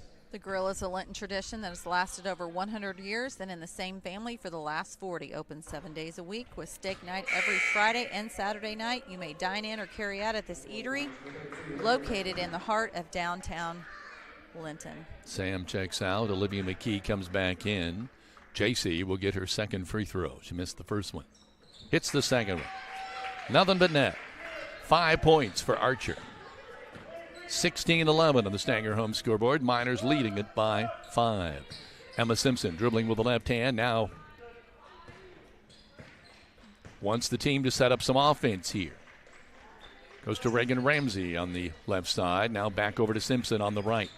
Wants to go around Bella Franklin. She's going to have a tough road to hoe there. Now she does. Baseline jumper in the air. Sweet. Falling away. Simpson cans it. That's her 8th. Again, she's averaging 18 a night. 16-13, Miners by 3 on the Stanger home scoreboard. Sam is checked back in.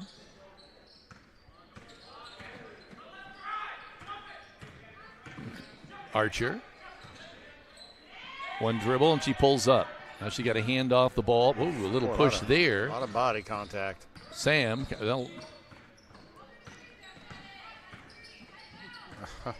McKee. Bella. No good. Rebound. Pulled out of there by Reagan Ramsey. Parke Heritage coming the other way. Simpson hands it off. Shelsky. Now there's one off the glass, no good. That was an attempt, I believe, by Buzenberg to no avail, but a steal. Ramsey comes up with a loose basketball.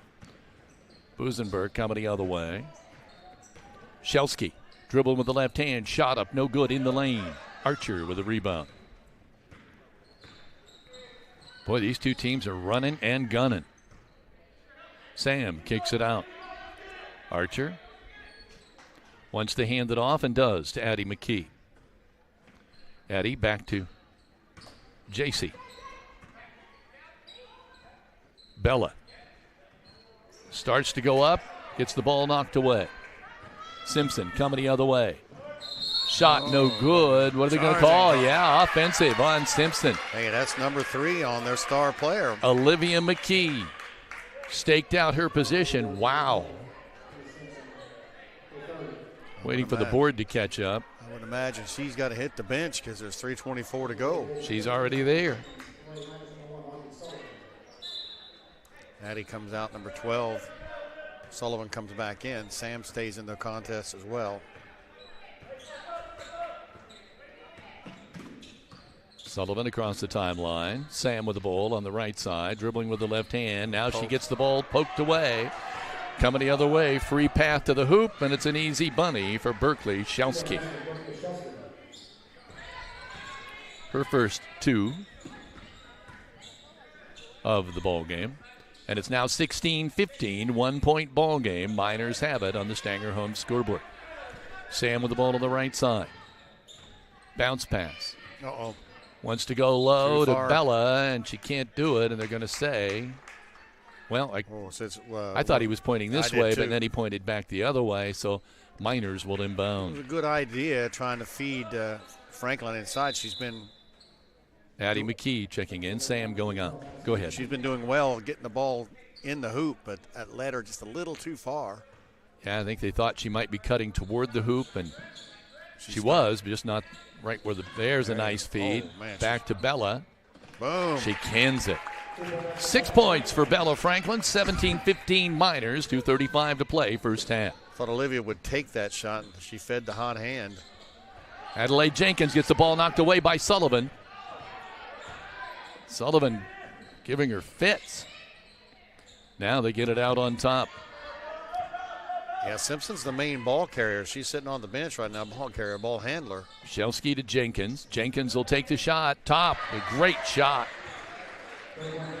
Adelaide Jenkins hits the Walton Funeral Service three-pointer, and it's now 18-18. Bella drives to the cup. I don't know how they can't call. Spins out of that, and they call a jump ball. Man. Ball will stay with the Miners. That's just an automatic default, which is what I was trying to think of the other day. Right. It's this default. Yeah. It's just like, okay, jump ball. Boom.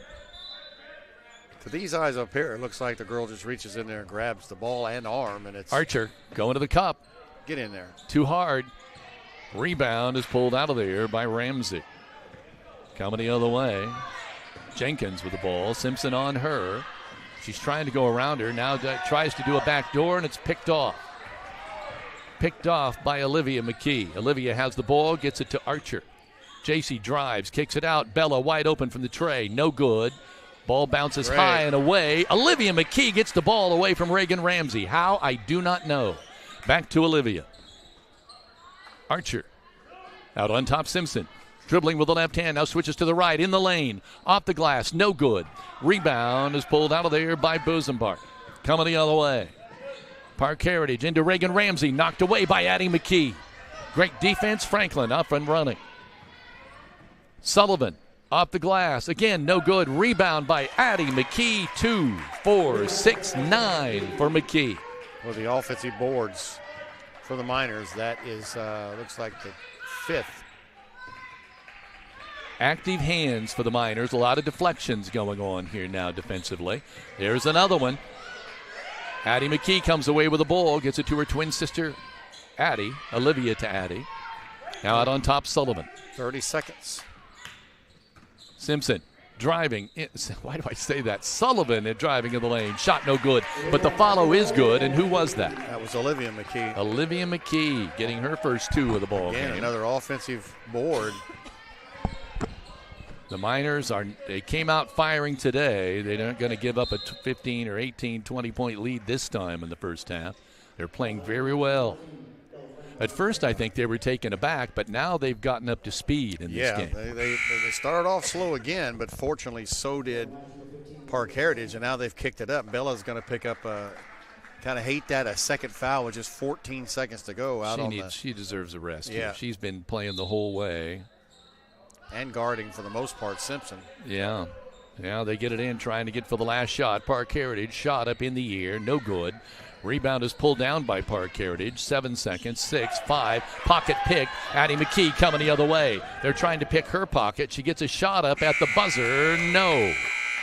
So at intermission, it is 22-18 in the Stanger home scoreboard. The Linton Miners leading the Wolves from Parke Heritage. This is Rader Media Sports.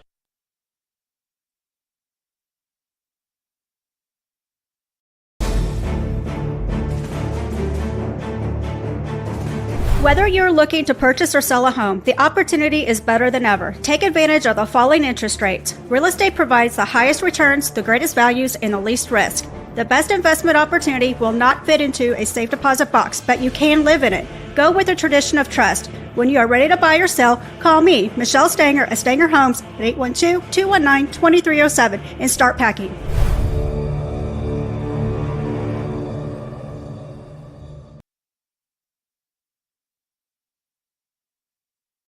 At Violet & Company, we love assisting each of you in all of life's special moments. We are a locally owned floral shop at 69 North Main Street in downtown Linton. Contact us at 812-847-3208 to purchase your arrangement for any special occasion or stop in for that perfect gift. Stay in touch with us on Facebook under Violet & Company for upcoming events and to see our latest creations. We encourage you to live life in full bloom.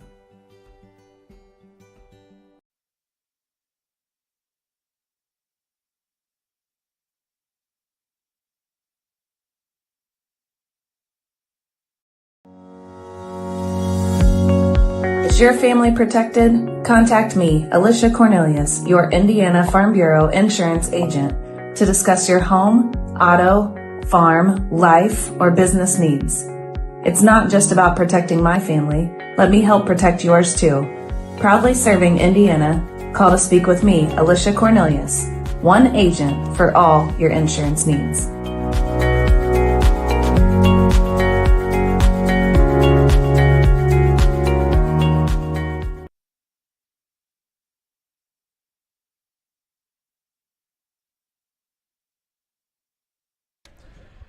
Welcome back. This is Rader Media Sports, and we are at intermission. The Miners with a 22-18 advantage at the intermission over the Wolves of Parke Heritage. Now looking at scoring, first of all, for the Linton Miners, Big D, you'll be proud of me. I think I got it right. I got it right up to date here. J.C. Archer coming away with 5, 2 shots from the field, 1 of 2 from the free throw line. Addie McKee has been the straw that stirs the drink, 3 shots from the field and a tray as well for 9. Bella Franklin with 3 shots from the field for 6, and Olivia McKee with 2. So the Miners have their 22 points here at the intermission. The Wolves coming in, they had 9 at the end of 1. They're at 18, so they scored 9 as well in the second. Emma Simpson with 8, but she picked up how many fouls? She got 3 now. 3 fouls on the bench. 6 points for Adelaide Dawn Jenkins, that's from 2 trays. Kate O'Brien with 1 basket from the field for 2, and same with Berkeley Shelsky, 1 shot from the field for 2 for a total of 18. Big D, I said I was going to go to the break. I think I lied. Let's just go to you now for the rest of these stats. Our stats analyst, or would you prefer analyst stats? Stats analyst. I like anything that involves stats. Okay. The Miners started off that first quarter 29% shooting, but heated up the second with 62 from two-point land, 41% overall. At half, they're hitting 34.5%, which doesn't sound great, but that's a whole lot better than 17%. From the free throw line, the Miners have been there twice, hit once for 50%. Parke Heritage is shooting 33%, 7 of 21 total from the field. They got on fire the second quarter. They were 57%, but they only got 7 shots out, 3 of 6 from the field, 1 of 1 from three-point land. They have not been to the line. The Miners are doing great on the offensive rebounds. They've got 6 to just looks like 3 for Parke Heritage. Overall, the Miners with a 17-14 advantage there. Also on the turnovers, 6 for the Miners, 9 for the Wolves. Leading on the boards for the Miners, which has been key tonight. 6 by Olivia McKee, 2 of those being second chance points. She put them right back in the hoop. 5 from Addison McKee. The McKee sisters dominating on the inside. On the other side of the ball, it's Emma Simpson. Not only is she the leading scorer, but she's the leading rebounder with 6. Boy, that's a big thing, Kevin, if their leader with 3 fouls, all she got to do is take another one. And she's a very active, intense on the defensive side of things. And we saw them fall off a bit whenever she had to sit down. Speaking of intensity, I think we are seeing tonight, Big D, the Lady Miners playing with the intensity they have found in the second half of about the last 5 games. Right. Tonight they came out firing with that same intensity that they have ended the games with. Right. The defense has always been pretty stout. They've been pretty well in the faces and kept the Miners in the game. Now the Lincoln game, which they started off kind of good, they ran into a lull in the third quarter and didn't play well. I like that they're attacking the basket. Still, there's been several shots not go, but Bella has been able to sink a couple of them. And more than that, the rebounds when they don't get it because they're dropping down on Bella or whoever takes a shot, alertly getting the board. At least 3 I'm counting now where we got the rebound, put it right back in. Well, now, if you're a Parke Heritage fan and you have the 18 points and your leading scorer has some foul trouble, let me add to it because they have had left at least 8 to 10 points on the court by shots that they've missed right at the rim. Yeah, and they spin around the rim, they bounce off, and those are killers because that deflates you. You know, if you miss and Linton knows all about that because we've had our fair share of them. But I think the confidence looks to be drilling a little bit. Coming out the first few minutes of that second half will be pretty key to see how Linton can sustain the second half. Yeah, we're still about 4 minutes away from the start of the second half. Let's take another break. This is Rader Media Sports.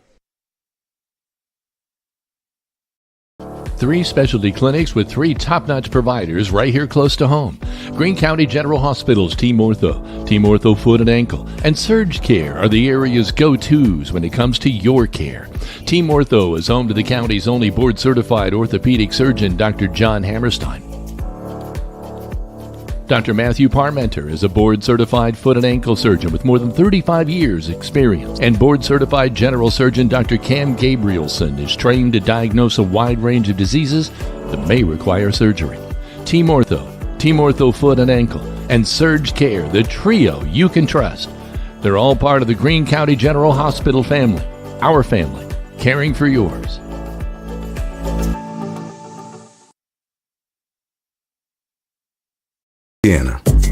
Let's clear the air about vaping.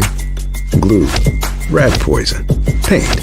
We all know these products contain poisons like formaldehyde, arsenic, and lead.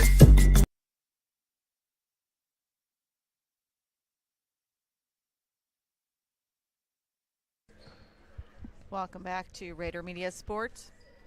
Fish Monuments is located at 289 A Street Northeast in Linton, and they will help with you to meet with you to design your special cemetery monument. Whether you are pre-planning or have recently experienced the death of a loved one, contact Fish Monuments in Linton or reach them by phone at 930-236-3001. At Indiana Farm Bureau, we're not just good at insurance, we're good at your insurance. Talk to your local agent, Jathan Wright. He's here for you whether you want to talk in person, get started online, or you can call Jathan at 812-798-2615. Start with Indiana Farm Bureau Insurance and stop knocking on wood. Team Ortho is Greene County's only orthopedic clinic featuring board-certified orthopedic surgeon, Dr. John Hammerstein. Team Ortho also has lead athletic trainer Jed Arsenault, who works with Linton-Stockton student athletes to help minimize risk of injury. Call Team Ortho at 812-847-3381. Greene County General Hospital, our family caring for yours. And looking to sell your home, Century 21 Sheets agent Corey Motter specializes in getting top dollar for his clients. With a proven track record and personalized marketing strategies, Corey strives to make selling easy and stress-free. Get the results you deserve, and close it with Corey. Thanks, Kevin. I didn't say anything. It was just a facial expression. Yeah, she can read me like a book. Yep. Big D, I'm just noticing something. And coming into this ball game, Parke Heritage is averaging 56 points a night. They have 18 at intermission. If they continue with that, they'll only be at 36. So you've got to give the defense for the Miners some credit, but also the fact, as we've said, that they've missed some bunnies. The Miners are averaging 43 a game and come out with 22. They're right on pace. On target. You take a closer look at who is it there? Simpson is the main. She's shooting 4 of 8, so she was 2 of 6 to start, hit both of her shots in the second quarter. Her not being on the court, that's a dangerous thing. She's also she hadn't tried a three-pointer really. They've only had the Jenkins girl, number 13, Addie Lee Jenkins. She's 2 of 3 from three-point lane, so she might be their three-point specialist. On our side, Addie McKee, she put up 9 shots, hit 4 of them, so 44% from the field for her.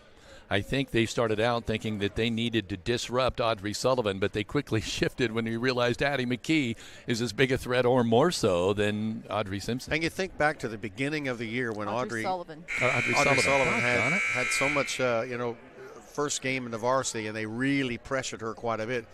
She's grown up leaps and bounds, I think, in charge of the ball. But like you pointed out, multiple minor girls can handle that ball, including Sam coming off the bench. Archer, Sam, both McKee sisters, and even Bella can handle the ball somewhat. I've seen her do bringing real well it up. too. But anyway, the Parke Heritage Wolves will inbound from the side. Adelaide Jenkins will handle that. She'll be getting the ball into Emma Simpson, who's still on the floor. Franklin will pick her up. Bounce pass to Reagan. Turns, wants to go inside, can't. Kicks it back out, baseline there, and I thought they might have stepped out of bounds, but I think they're going to call a push and say that she was actually pushed out of bounds, so they'll give the ball back to the Wolves. First foul on Archer, J.C. Archer. They're going to looks like they're looking for Reagan Ramsey. They are. Her shot up, no good. Archer pulls down the rebound. J.C. looking for a little help, gets it to Bella Franklin. Sullivan. Addie McKee. Addie dribbling with the left hand, comes out on top of the key. Gives it to Archer. J.C. great move and up and good. No? There was a Euro step and the referee called traveling. I didn't think he was going to call it. I mean, it looked like travel to me, but gosh, she got that one to go too. That was a great shot by J.C. It just did not count. 7:20 remaining in quarter number 3. Miners lead by 4, 22-18. Reagan Ramsey with the ball out on top, looking for somewhere to go with the ball. Gets it back behind her. I think that's Andy Perkins with the ball, dribbling with the left hand, tries to go low. They go to their big gun, and they're rewarded. Emma Simpson gets her first basket of the second half. She now has 10. That looked like a set play. I saw 20 and 12 talking right before the second half, I think, about that very thing. Archer off the glass, no good. Rebound pulled out of there by the Wolves. They're going to go quick. Shot off the glass. That one's good. A great play by, I'm trying to get her number. 15. Is it 15? Yeah, Ramsey. No, I thought it was. Bella Franklin for the 3. Okay, I'm behind. Bella Franklin with the Walton Funeral Service tray. I thought it was 15. I think it was Jenkins. I'm going to give it 2 to. We'll go with Jenkins. Adelaide. So right now, it is 25-22. Miners on top. There's a nice shot. That is Reagan Ramsey there with a turnaround jumper.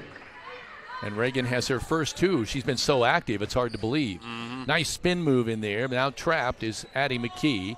Gets it to Bella. Bella kicks it out to Archer. Archer bypasses the tray and goes off the glass. She needed one of those to fall. 7 for J.C. Archer. 5:50 now remaining in the third quarter. Miners leading 27-24. Simpson jumper on the right side, and Emma hits that one. 12 now for Emma Simpson. Heating up. Both sides are heating up. Sullivan to Archer. Archer looks low to Bella. Spins off the glass. No good. Tipped up. Pulled. The rebounds pulled down and cleared out of there by Simpson. Running the other way. Reagan Ramsey pulls up. Jumper. No good. Rebound pulled down to the back door. Shot no good. Pulled down again, this time, number 13, Adelaide Jenkins gets her another hoop. She now has 10. 28-27 now. The guests, the Wolves from Parke Heritage, have a 1-point lead with 5:04 remaining in the third quarter on the Stanger Home scoreboard. Archer out on top to Sullivan. To McKee. Addie. Dribbling with the left hand, stutter step, gets her to the hoop and off the glass. Nice. 11 for Addie McKee. We're coming the other way. Much more under control going to the basket. Shot up, no good. Bad shot by Addie Jenkins. Franklin pulls it out of there. Sullivan's going to take it to the cup all by herself. She gets it to fall. It's an and 1 for Audrey Sullivan.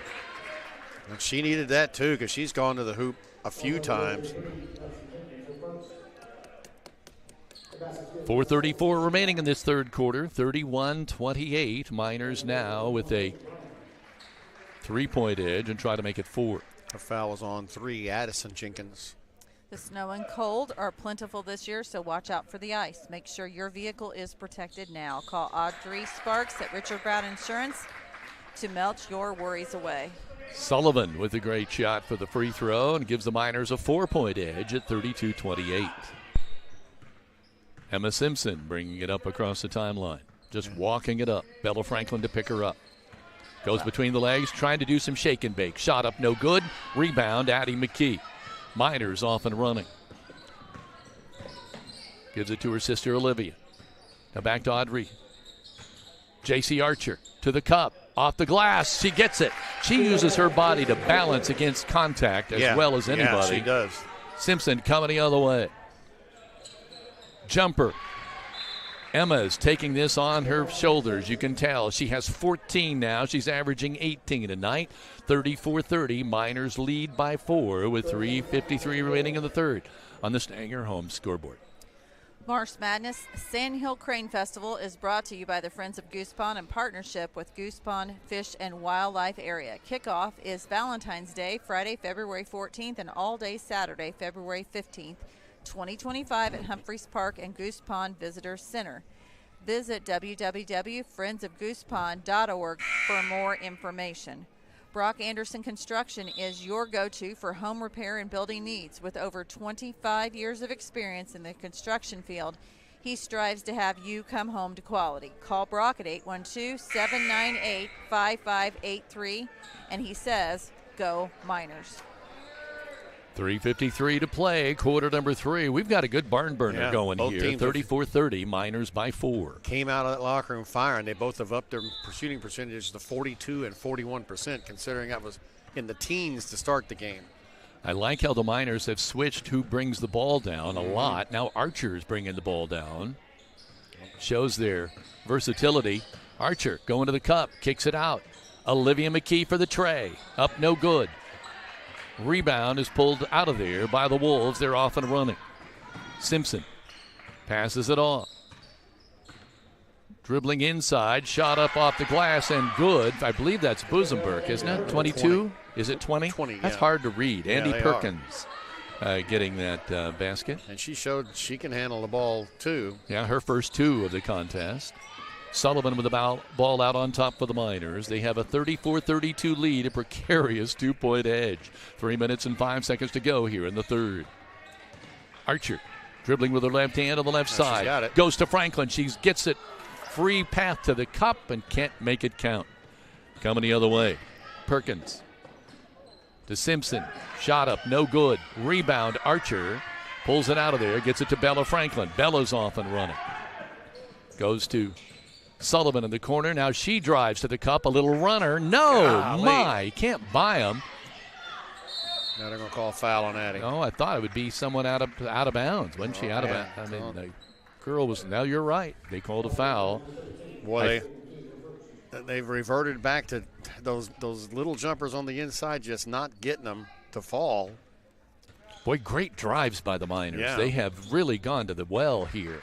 It's just that they're right at this point in time, they're not falling, but they still have a 2-point edge, 34-32, 2:25 remaining in the third on the Stingers scoreboard.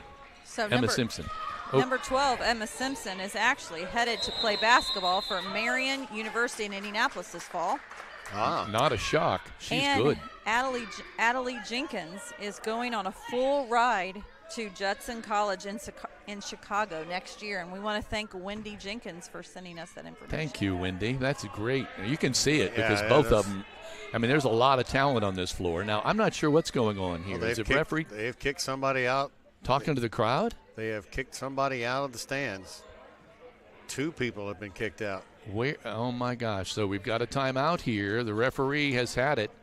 He's heard enough. I don't blame him. I'm not sure who is going where, but I see 2 of them, but people. It's useless to talk about today's society as it is. But Audrey Sullivan with the free throw and the technical gets her 4th point of the night. She's now 2 for 2 from the free throw line. She'll shoot. Second one is no good. She now has 4 points in the ball game. That gives the Miners a 35-32 edge and the ball. Long drive back home, but there's no call for it. Yeah, I think that problem has now been rectified. He was all the way over here on our side and could hear that. Of course, it's pretty quiet tonight. And McKee getting ready to inbound the ball.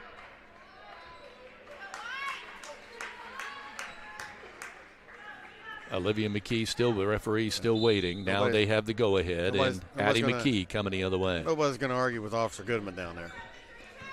Addie McKee dribbling up, coming across the timeline, switching to the left hand. Franklin sets the screen, and they give it to Bella. Coming to the right side, she switches to the left. Goes back to Addie McKee, wide open. Trey, short, no good. Rebound comes out of there to the Wolves. They're off and running. They go to Simpson. She loses control of the ball temporarily, but gets it back to Jenkins.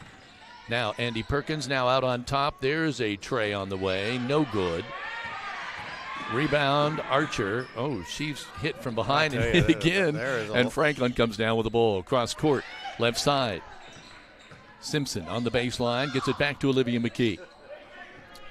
Back to Sullivan. Doggone it, I called her Simpson again. Sullivan with the ball. Top of the key. Right side, Addie McKee. Shielding Sullivan for the tray. She gives it inside to Addie McKee. She can't make it fall. And Simpson now, the right one. Emma is coming the other way, and she gets it off the glass. 16 now for Emma. I think Addie was thinking of dumping that off. How is that not a foul? Oh, my. She got caught there and between a couple of defenders. Tough game here for both sides. I mean, that was a travel. I'm not going to argue that, but it just looked like 1:05 to play now in the third quarter. Action is going so fast, Kevin, it's hard to keep track. We got a minute. It is. I agree. 35-34, Miners by 1, but Parke Heritage has the basketball. And the straw that stirs the drink, Emma Simpson has the ball. Oh, now bounce pass on the left side. Jumper up, no good by Shelsky. Miners come away with the ball, and with 40 seconds to go, let's see what they decide to play for one. The pass gets away from Bella. She runs it down. Wants to pass it off to Sullivan. The ball is punched away. Sullivan will try to come back on defense. Shot up, no good. Rebound tapped out of bounds by the Miners. And how do the Wolves have a 3-on-1 and not cash in on that one? That was another. I've never seen so many bunnies. I'm not sure who shot that. Wolves getting ready to inbound. 27 ticks remaining here in quarter number 3, 35-34. Great ball game. Addie Jenkins with the ball. Now kicks it out. Fall-away jumper is good by Emma Simpson. 2, 4, 6, 8, 10, 18 for Emma. She's at her average. 14 seconds, plenty of time remaining. Addie McKee drives, feeds out to her twin sister Olivia. Trey on the way, no good. Rebound is pulled down by Archer. She gets the follow, and it will not fall, but she was fouled. She'll go to the line. See who that foul is on. 13, Adelie Jenkins. Okay. Simpson's done a good job of not picking up that fourth foul. Yeah, she has owned this third quarter. She has really come alive. Well, she's been alive the whole time here, playing very well. Archer hits the first free throw. Yeah, she went from 10 points now for JC. Whatever she had at halftime to 18. She had 8. And so, yeah. JC hits them both. Those are important. 37-36. Miners by 1, 5, 4, 3, 2. Wow. Ball in the air. 2, 1, 0. And that's going to do it. So at the end, oh my! A one-arm, three-quarter length shot goes in, but it's too late. The referees wave it off. Addie McKee sunk it from 3/4 of the court. Oh my! It is now, we're 37-36, the Miners by 1. And we have 8 minutes to play in the ball game when we return on the Stanger Home Scoreboard. This is Rader Media Sports. Serving Greene and surrounding counties for over 30 years, Key Associates of Linton has helped generations of clients buy and sell homes. Whether you are looking to buy your dream home or a next investment, or sell your home to enter in the next chapter of your life, Allie Walton, Mary Beth Geralds, and Audrey Sparks are there for you every step of the way.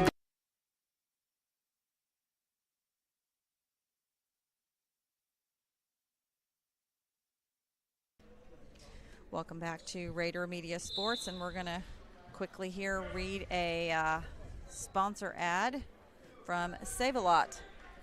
Proud to be your hometown grocer, Save-A-Lot encourages you to switch to their brands and save. This week includes 3 for $11 Red Baron deep dish pizza and 1 gallon of ice cream for $6.49.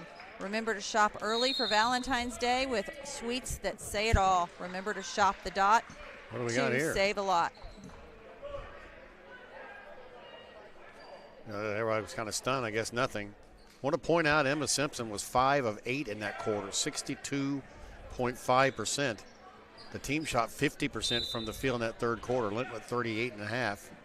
And as I was mentioning earlier, she's going to head to Marion University in Indianapolis to play basketball this fall. Working on the left side, they steal the ball, and Shelsky gets a tray. A Walton Funeral Service tray for Shelsky. That's her 5th point of the night and gives the visiting Wolves a 39-37 lead here in the fourth quarter. Brought to you by Key Associates of Linton. Ominous start. J.C. Archer, right-hand side. Nice feed. Oh, my Has the shot blocked from behind. Coming the other way. Simpson feeds it off. Kicked out. Trey on the way. No good. Too hard. Rebound is pulled down and kicked out of there by, well, there's Sullivan again. Simpson again. 2, 4, 6, 8, 10, 12. 20 now for Simpson. And they've come out in another gear in this fourth quarter. Miners got to see if they can match it or exceed it. Sullivan with the ball out on top. Nice spin in the lane, feeds it out to Bella. Yeah, she's got the. Bella drives to the another cup. block. That's knocked away. Parke Heritage off and running. Getting it over on the left side to Perkins. He passes it off. Trey on the way. It's good by Kate O'Brien. Kate has a Walton Funeral Service 3-pointer for her 5th point. And now it's a 7-point advantage, 44-37. Parke Heritage has come alive in quarter number 4 on the Stanger Home scoreboard. We're going to keep it right here so we can read a few more of these sponsor ads. Give Audrey Sparks at Richard Brown. Give Audrey Sparks at Richard Brown Insurance a call, whether you're buying your first car or starting your own business. She knows that finding the right insurance can be a challenge, so call 812-847-4798 today. Linton Sporting Goods is your local one-stop equipment shop for all things sports. Locally owned and operated and in the family for over 40 years, they're going to make sure you're ready for the start of the season or upgrade throughout the season, and baseball and softball season is upon us. So find them on Facebook today. Also, Jathan Wright, let him at Indiana Farm Bureau help you think about insurance. Stop by the office, submit your information online, or give him a call at 812-798-2615 today. Kevin? Big D, what was the score at the end of 3? I forgot to jot that down. Let's see, 26 and 15. I got to do some math. Yeah. Never mind. I normally write that down after each quarter. For some reason, I missed that one. Bella Franklin to inbound now. They get it into Sullivan. Audrey coming up across the timeline. She pulls up, goes to Olivia McKee. Back to Sullivan. She backs off to set up the offense. Going in with the left hand now. Has it knocked away. Parke Heritage off and running the other way. Shelsky off the glass, no good, and late whistle, but they're going to call the foul. I think it was a 1-on-3 there, and Shelsky makes it pay. I believe it was 38-37 Parke Heritage. Foul there on Bella Franklin. That's going to be number 3 on her. And this has been a back and forth contest. Neither team getting up by much. And at the start of that fourth quarter, Shelsky missed that free throw. She get another one. With a turnover and then a couple of three-pointers have given Parke Heritage this momentum. Up by 7 now. She missed them both. Boy, that's positive for the Miners, but we'll see if that'll hold up. Sullivan going on the left-hand side. She's being guarded very tightly by number 21, Kate O'Brien. And that's who they called the foul on. Kate picks up the foul. 2 on her, 3 on the team. Miners in need of a bucket. Get it into Sullivan. She hands it off to Addie McKee. Archer. cut off, switches to her left hand, takes it to the cup, and gets knocked down again. Coming the other way.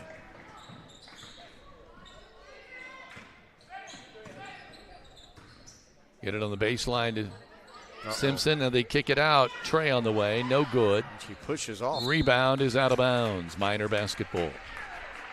Boy, that had gone in. That would have been trouble. Shelsky has come in off the bench after playing the JV game and played very well for the Wolves. They get it in. Oh.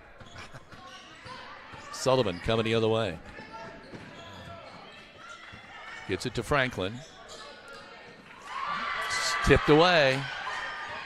Emma Simpson on the break. Shot up, no good. Great defense by Archer, and they're going to call her a foul. Oh.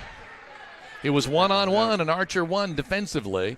But then when Simpson pulled down the rebound to go back up, that's when the foul was called. Yeah, that was her second foul. She almost had to foul. It's going to put Simpson at the line. They've only shot. This will be their third and fourth. Miners struggling to find some offense here in this fourth quarter. There's a free throw. It's good for kind of some lackadaisical passing in the fourth quarter. As you can tell, the senior-laden team of Parke Heritage. 21 for Simpson. She averages 18, missed the second one, and she's playing with 3 fouls, and she has not had a foul in the second half. Addie McKee. Franklin. Sullivan. McKee. They're going to try to box her in. She gets it to Olivia McKee. Now to Bella. Franklin wide open. Trey on the way. No good. Rebound is pulled down and out of there by number 21, Kate O'Brien. Now Adelaide Jenkins with the ball to the left side. Now to Simpson. Right side, Jenkins. And they can afford to slow it down. Yeah, Shelsky back to Simpson. 4 minutes, 30 seconds to play here in this contest. 45-37. The lead for Parke Heritage keeps growing. Simpson drives and kicks it back out. No look pass into number 21, Kate O'Brien, and she just brings it back out. Perkins with the ball. Hands it off to Jumper on the line, no good. Oh, is that not traveling there? Oh, well, they kick it out. Nice drive there, and now a feed out, though. They got to run it down. There's Olivia McKee with the foul there. Adelaide Jenkins as the victim of the foul. She's all right. She'll inbound from the side. Gets it in to Emma Simpson at half court. Emma walks it up. Jenkins tries to get the ball to Simpson. The Miners pick it off. Addie McKee gets it out to Bella. Oh, she had the basket. Jumper, no good. Shot up, good by Archer. 2, 4, 6, 8 for Archer. She has 13 now in the ball game, but it's still a Parke Heritage 6-point advantage with 3:33 to play in the Stanger Homes scoreboard. It's 45-39, Parke Heritage. Is your family protected? Contact Indiana Farm Bureau Insurance Agent Alicia Cornelius to discuss your auto, home, farm, life, or business needs. It's not just about protecting my family, she says. Let me help protect yours too. Proudly serving Indiana, call 812-582-8941 to speak with Alicia, one agent for all of your insurance needs. Kevin? It is 3:33 to play. I was just looking at the scoring here because, I mean, Parke Heritage, obviously, there's a reason they're 15-4. They're a very talented team. But you look at Emma Simpson and think that she's almost a one-person team here in this second half. She certainly has been tonight. 21 points and 10 of 17 shooting from the field. And a lot of times she's just taken over. I should say also Adelaide Jenkins has added 10 points as too, and she's hit 57%. So the Miners has just had one little brief few minutes where they couldn't seem to get anything going. And boy, Parke Heritage jumped all over it to start the fourth quarter. That's really a shame. The Miners had played really good ball up to that point. And some of those inside shots just aren't going to fall. Their defense has got to step up, or they Parke need some Heritage. stops. And they're going to sit back. There's the trap. They bring the ball up. Working with the ball on the left side, Andy Perkins now out on top to Simpson. They're going to do a lot of playing catch here with it now. Reagan Ramsey kicks it out. There we go. There, picked off. Errant pass picked off by Archer. She wants to go right to the cup off the glass. No good. She hopes to draw the foul, but they're just not giving those tonight. Driving to the hoop. Nice feed. Go to the rack, and it's good. And that's a Shelsky getting that basket. Going the other way. Sullivan loses the ball, but they're going to say she was fouled. It looks like that's going to be on number 20. And could be going to the line. Nope, they'll say it's from the side. But she's wondering about the. Oh, that's on She Simpson. thought she was in the act of shooting. Is it on Simpson? Yeah, foul that's her number fourth. Reminder that this fourth quarter is sponsored by Key Associates of Linton, your key to the very best. Miners inbound the ball. Olivia McKee to Bella Franklin. Back to Olivia. Olivia takes it in, shot too hard. The ball goes out of bounds. Oh, they're going to say it's. That could be overruled because it looked like it was off Olivia McKee to me. Did me as They're well. discussing it now. And they're not going to overturn it. They're going to keep it. The referee he may have seen, he's closer to it than we are. Yeah. So Bella Franklin to inbound. Bella wants to go to Archer. She does. JC with a spin off the glass. Too hard again. No good. Simpson coming the other way. Got bodies hitting on the floor. Nothing doing there. Shot is missed. Addie McKee comes out with it. Gets it to Archer. JC wants to spin with the ball. No go. Out of bounds off the Wolves. It'll be Miner basketball. It's 47-39. The Wolves by 8 with 2:25 to go. The Miners have got to pick this up.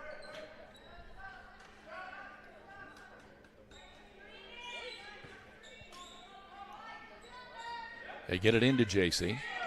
JC goes to Bella. She's Ramsey reaches right over her and knocks the ball away. They don't have time to. Shot up and good. It'll count an and one for JC Archer. Boy, do the Miners need that. Yeah. That gives her 10 in the second half and 15 for the game, and she's going to the line for her 16th try. 3 fouls on Kate O'Brien. No good. Shot too hard, but it rims back to JC. A rebound, and she gets the layup.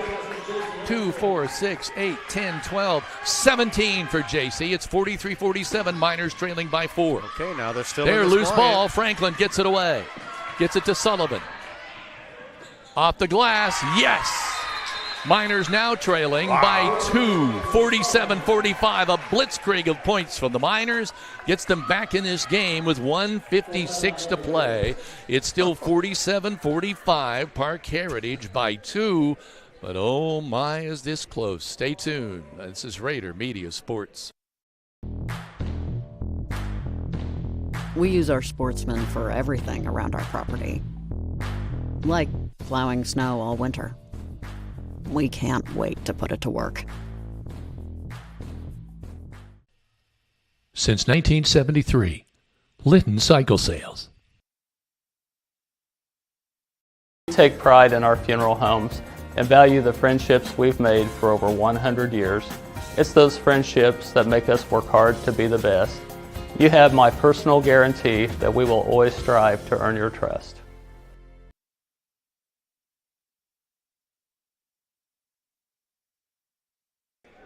.156 to play on the Stanger home scoreboard. 47-45. Parke Heritage with a 2-point advantage, and they'll have the ball. Well, it was 9 just a minute or so ago. We want to remind everyone to stay tuned to the E2 Custom Creations postgame show with comments from Coach Garrett Van Devender, wrap-up of stats, and a look ahead. Simpson with the ball on the inbound. Gets it up ahead to Jenkins. Now across the timeline to Shelsky. Back to Simpson. Working on the right side. They're going to try to stall it out and win it at the free throw line. There's a foul called. It's going to be on Audrey Sullivan, I believe. Just her first foul. So, and the team's 4th, so we got 1 to give. They're only 1 of 4 from the free throw line, Kevin. Bounce the ball in to Simpson. Foul called. That's 4 on. If that's on Franklin, that's going to be 4 on her. Can't afford to lose her if we go to overtime. I guess you want to get to overtime. Gosh, it's just so I can't see a number on who's going to the. No, this is 20, I believe. That'd be Andy Perkins. She hits it. She's not moving, so I can't tell if that's her for sure or not. I looked to find 12 out there, and I see her. Second free throw is up and no good. Miners pull that one down. It was number 20, Perkins, with the free throw line. Sullivan with the ball. Dangerous looping pass stolen by Simpson. Feed on the left-hand side. They're going to run it out and try to win this at the line. Oh, boy, that was a costly turnover.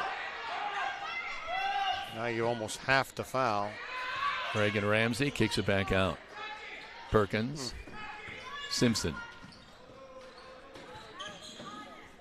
There, the ball's knocked away, but they gain control of it again. Bella's going Go for the foul. Bella's out. But you know what? You're going for the win. Yeah, you can't blame her for going. They're going to have to foul because clearly Parke Heritage is going to hold it, but you lose. Now, wait a minute. Who they called it on? Yeah, it's on her. She's just waiting until the officials tell her she's got to go. So Bella will come out. Malia Sam has checked in. And it looks like, is this Kate O'Brien at the line? Yeah. Kate has yet to shoot a free throw tonight. This will be her first try. Good as gold. That makes 6 points for Kate. 4-point game now. The Miners will have to try to get to the basket. Kate, free throw up and good. She hits them both, so she has 7, and it makes the score 50-45. Parke Heritage leading by 5 with 59 seconds remaining in the ball game on the Stanger Homes scoreboard. We'll just keep it here. The Miners really have not done a lot of outside shooting. They've kept trying to go to the cup, and it's been difficult to do that because the ball's been tipped away so many times. Yeah, they're 2 of 11. A lot of deflections in this game. Yeah, 2 of 11 from the three-point line, and that seems like more than what they've shot. It's just 18%. That three-pointer has not been their friend the last 4 or 5 weeks. They up to 35% shooting, but really who you got to credit is Parke Heritage. That second half came out obliteratingly hot in the second half. Emma Simpson really. And then the fourth quarter, it's just one little letdown Linton has had, and that opened the door for the experienced Wolves to kind of get up by 7 or 8. And the Miners got down to 2 and turned the ball over on a little advised pass. And now they find themselves down 5. It's going to take some sort of miraculous play. Addie McKee bringing the ball up. Goes to Archer on the right wing. Now to Sullivan. Audrey, top of the key, goes left side to McKee. Addie gets it to Olivia, to Archer.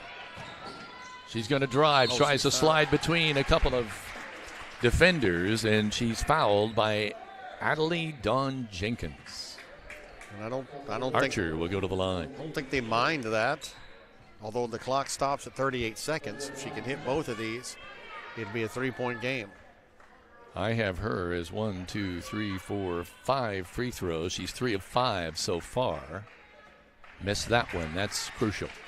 Yeah, because 3 of 6 leaves it a 2-possession game instead of a 3-possession game. All these are little things, but they add up. Yeah. Archer's second free throw, good.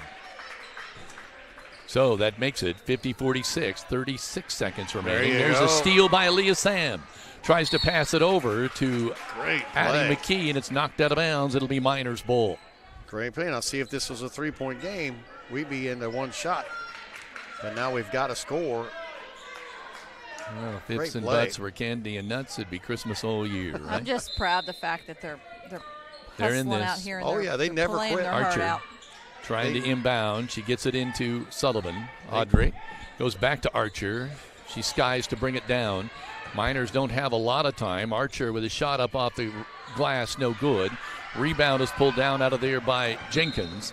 And Simpson is bringing the ball up, and there's a foul call. If you could just reverse a couple of plays,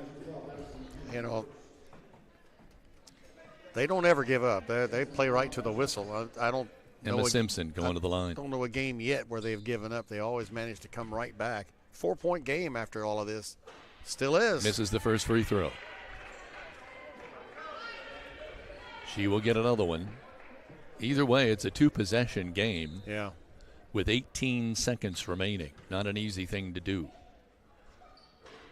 Second free throw. She missed them both. It's a 4-point advantage. Archer coming right down. Miners got to do something and do it quick. Ball tipped away. They're going to steal it. They're coming the other way. Emma Simpson's going to dribble it out now. That's going to do it. 2-1, the final. Parke Heritage will win it 50-46. The Miners just struggled for only, 9 points in the fourth and final stanza, where Parke Heritage just came alive here in the third and fourth quarters. We'll be back with the E2 Custom Creations postgame show when we return. The final score here, 50-46, Parke Heritage over the Linton-Stockton Miners. E2 Custom Creations, we know that every memory has a story. Every time we sit around with family and friends, we share those memories. When we pull the boxes of old pictures out of the closet, we revisit those memories of our past. Whether it's a photo or a special moment with family, a picture of a loved one who has passed. When you think about that moment, there's a memory that goes with it. At E2 Custom Creations, we offer custom laser engraving for keepsakes, personalized gifts, home decor, signage, awards.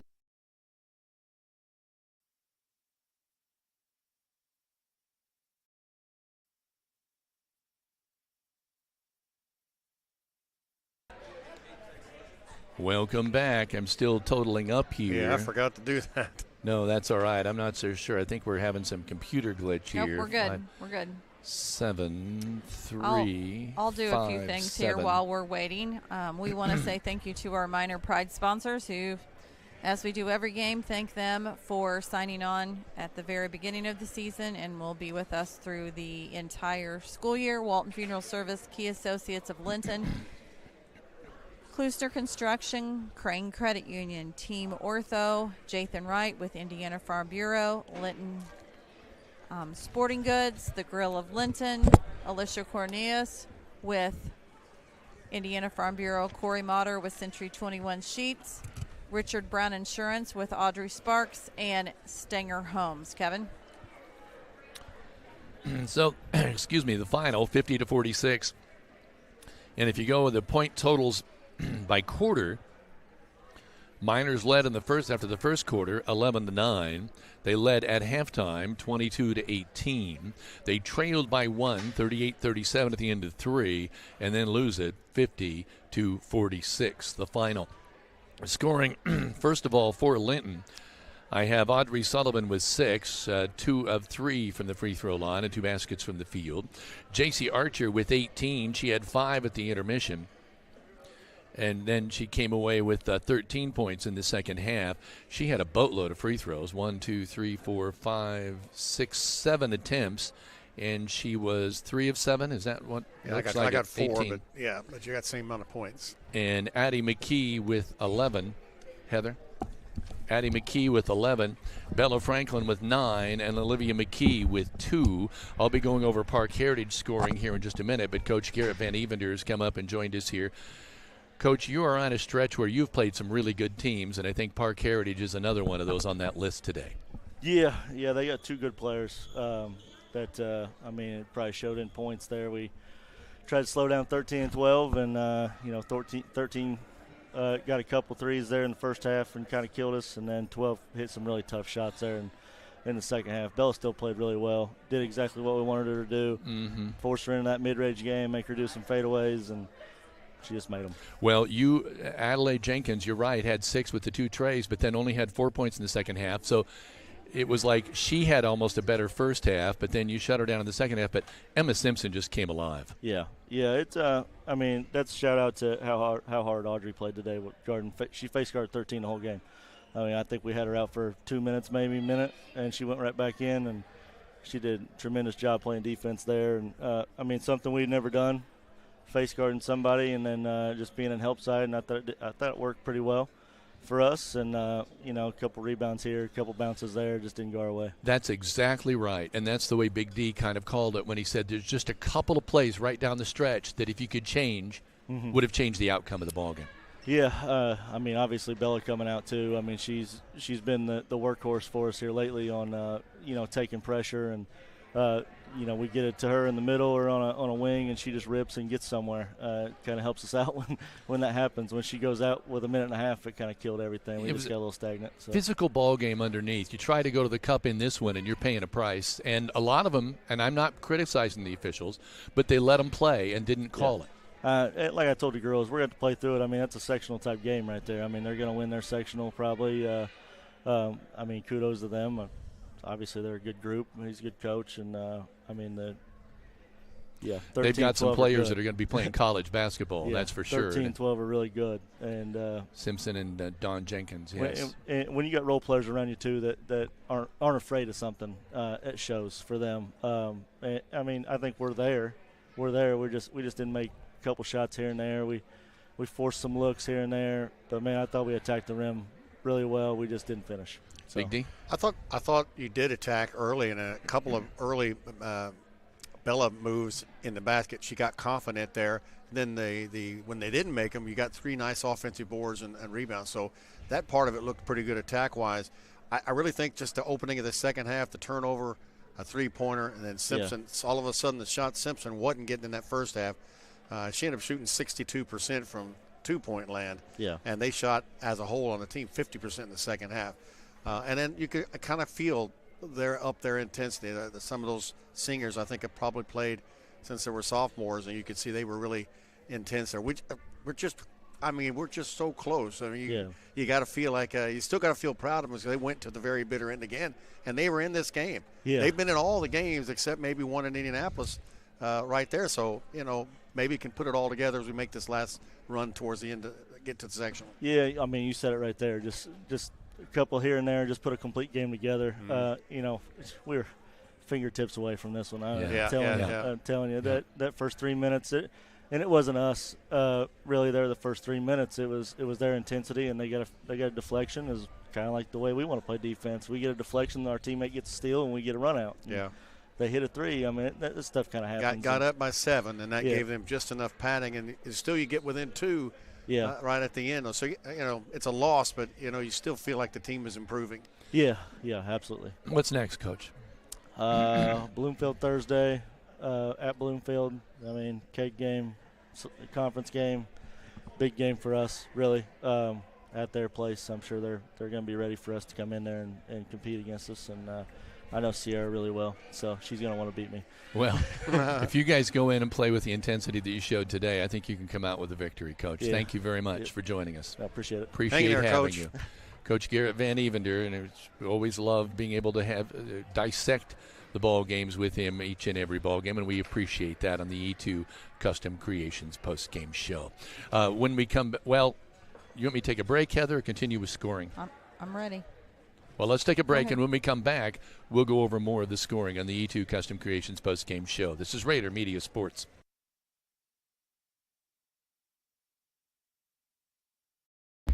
Whether it is a remodel or a new construction, you know it will be done right the first time, every time, when you choose Klusner Construction. Call Tony Klusner and Bart Wade of Linton today.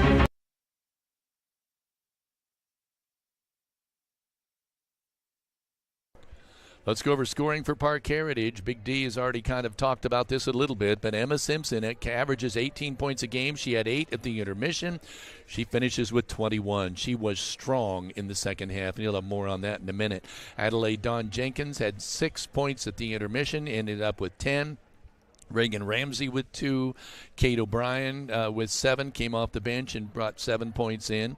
Andrea Perkins came away with 3. And Berkeley Shelsky, who played a lot in the JV game, came off the bench and gave him 7 points. And she really played you don't realize it but until you look at the bottom line scoring, but that might have been the difference in the ball game, the way Shelsky played. But Big D, I know you have some stats. O'Brien and Shelsky with the 2 threes, both in the fourth quarter, were big, and Jenkins hit 2 threes. So the 4 threes in that second, that's the only ones they hit, kind of proved the difference. Overall for the Miners, maintained a 34.5 percentage shooting from the field total, 38.6 under the three-pointer.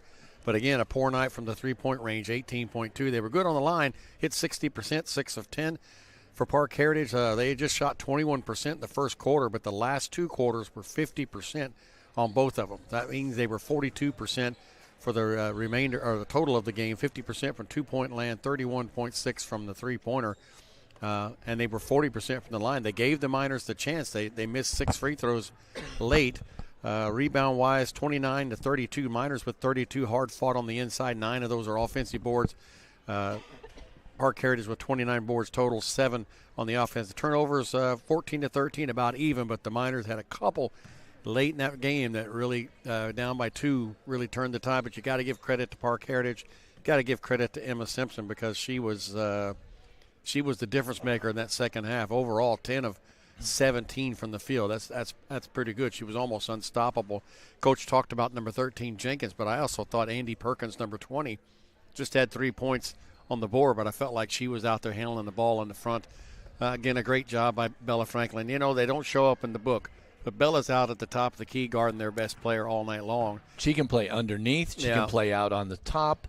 I mean, her defense is just incredible. We're only going 6 deep, so these kids are going full tilt all the time. I know J.C. Archer's probably disappointed, even though she has 18 points, 7 of 16 from the field. Numerous times she drove the lane, and I still think she's looking to get hit or looking for the foul. But you got to admire the tenacity of just still going in and trying to get those points. And I like the effort tonight. I thought driving the lane, that's something I didn't see them doing at Bloomington North, and they need to do that. When they're successful is when they're able to get that inside game going. And, Kevin, if those threes, if you could go down there and somehow surgically remove the barrier from the top of that rim so they could sink a few of these, this team could have 4 more victories and 4 less losses. I think the Miners are going to be dangerous when it comes to sectional because you just never know. Yeah, you don't. Again, if they can hit, if the threes start falling, get yourself some energy. The defense is good enough to play anybody. Unfortunately, we've got South Knox and we've got North Knox. North Knox and South Knox number 1 in the state right now. So you're never going to overlook the Miners. Can't overlook anybody when sectional time comes. They got to go back on the road at Bloomfield, Heather. That's their next outing. That's going to be a barn burner there. It is, and that will lead us into what's to discuss next. Is obviously the next game is Linton at Bloomfield on Thursday night. That is varsity only.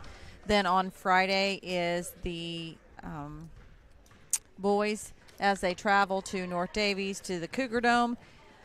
We will be carrying that ball game. Scott Vanderkolk will be sitting in with us that night, and that'll be pretty exciting. And then Owen Valley on Saturday with the boys.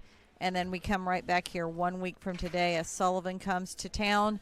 And then on Thursday is the night that senior night for Bella Franklin, Olivia McKee, and Addison McKee. So we're going to say goodbye to 3 seniors on this home court. Who've just had a tremendous career. They have been phenomenal. They have been incredible.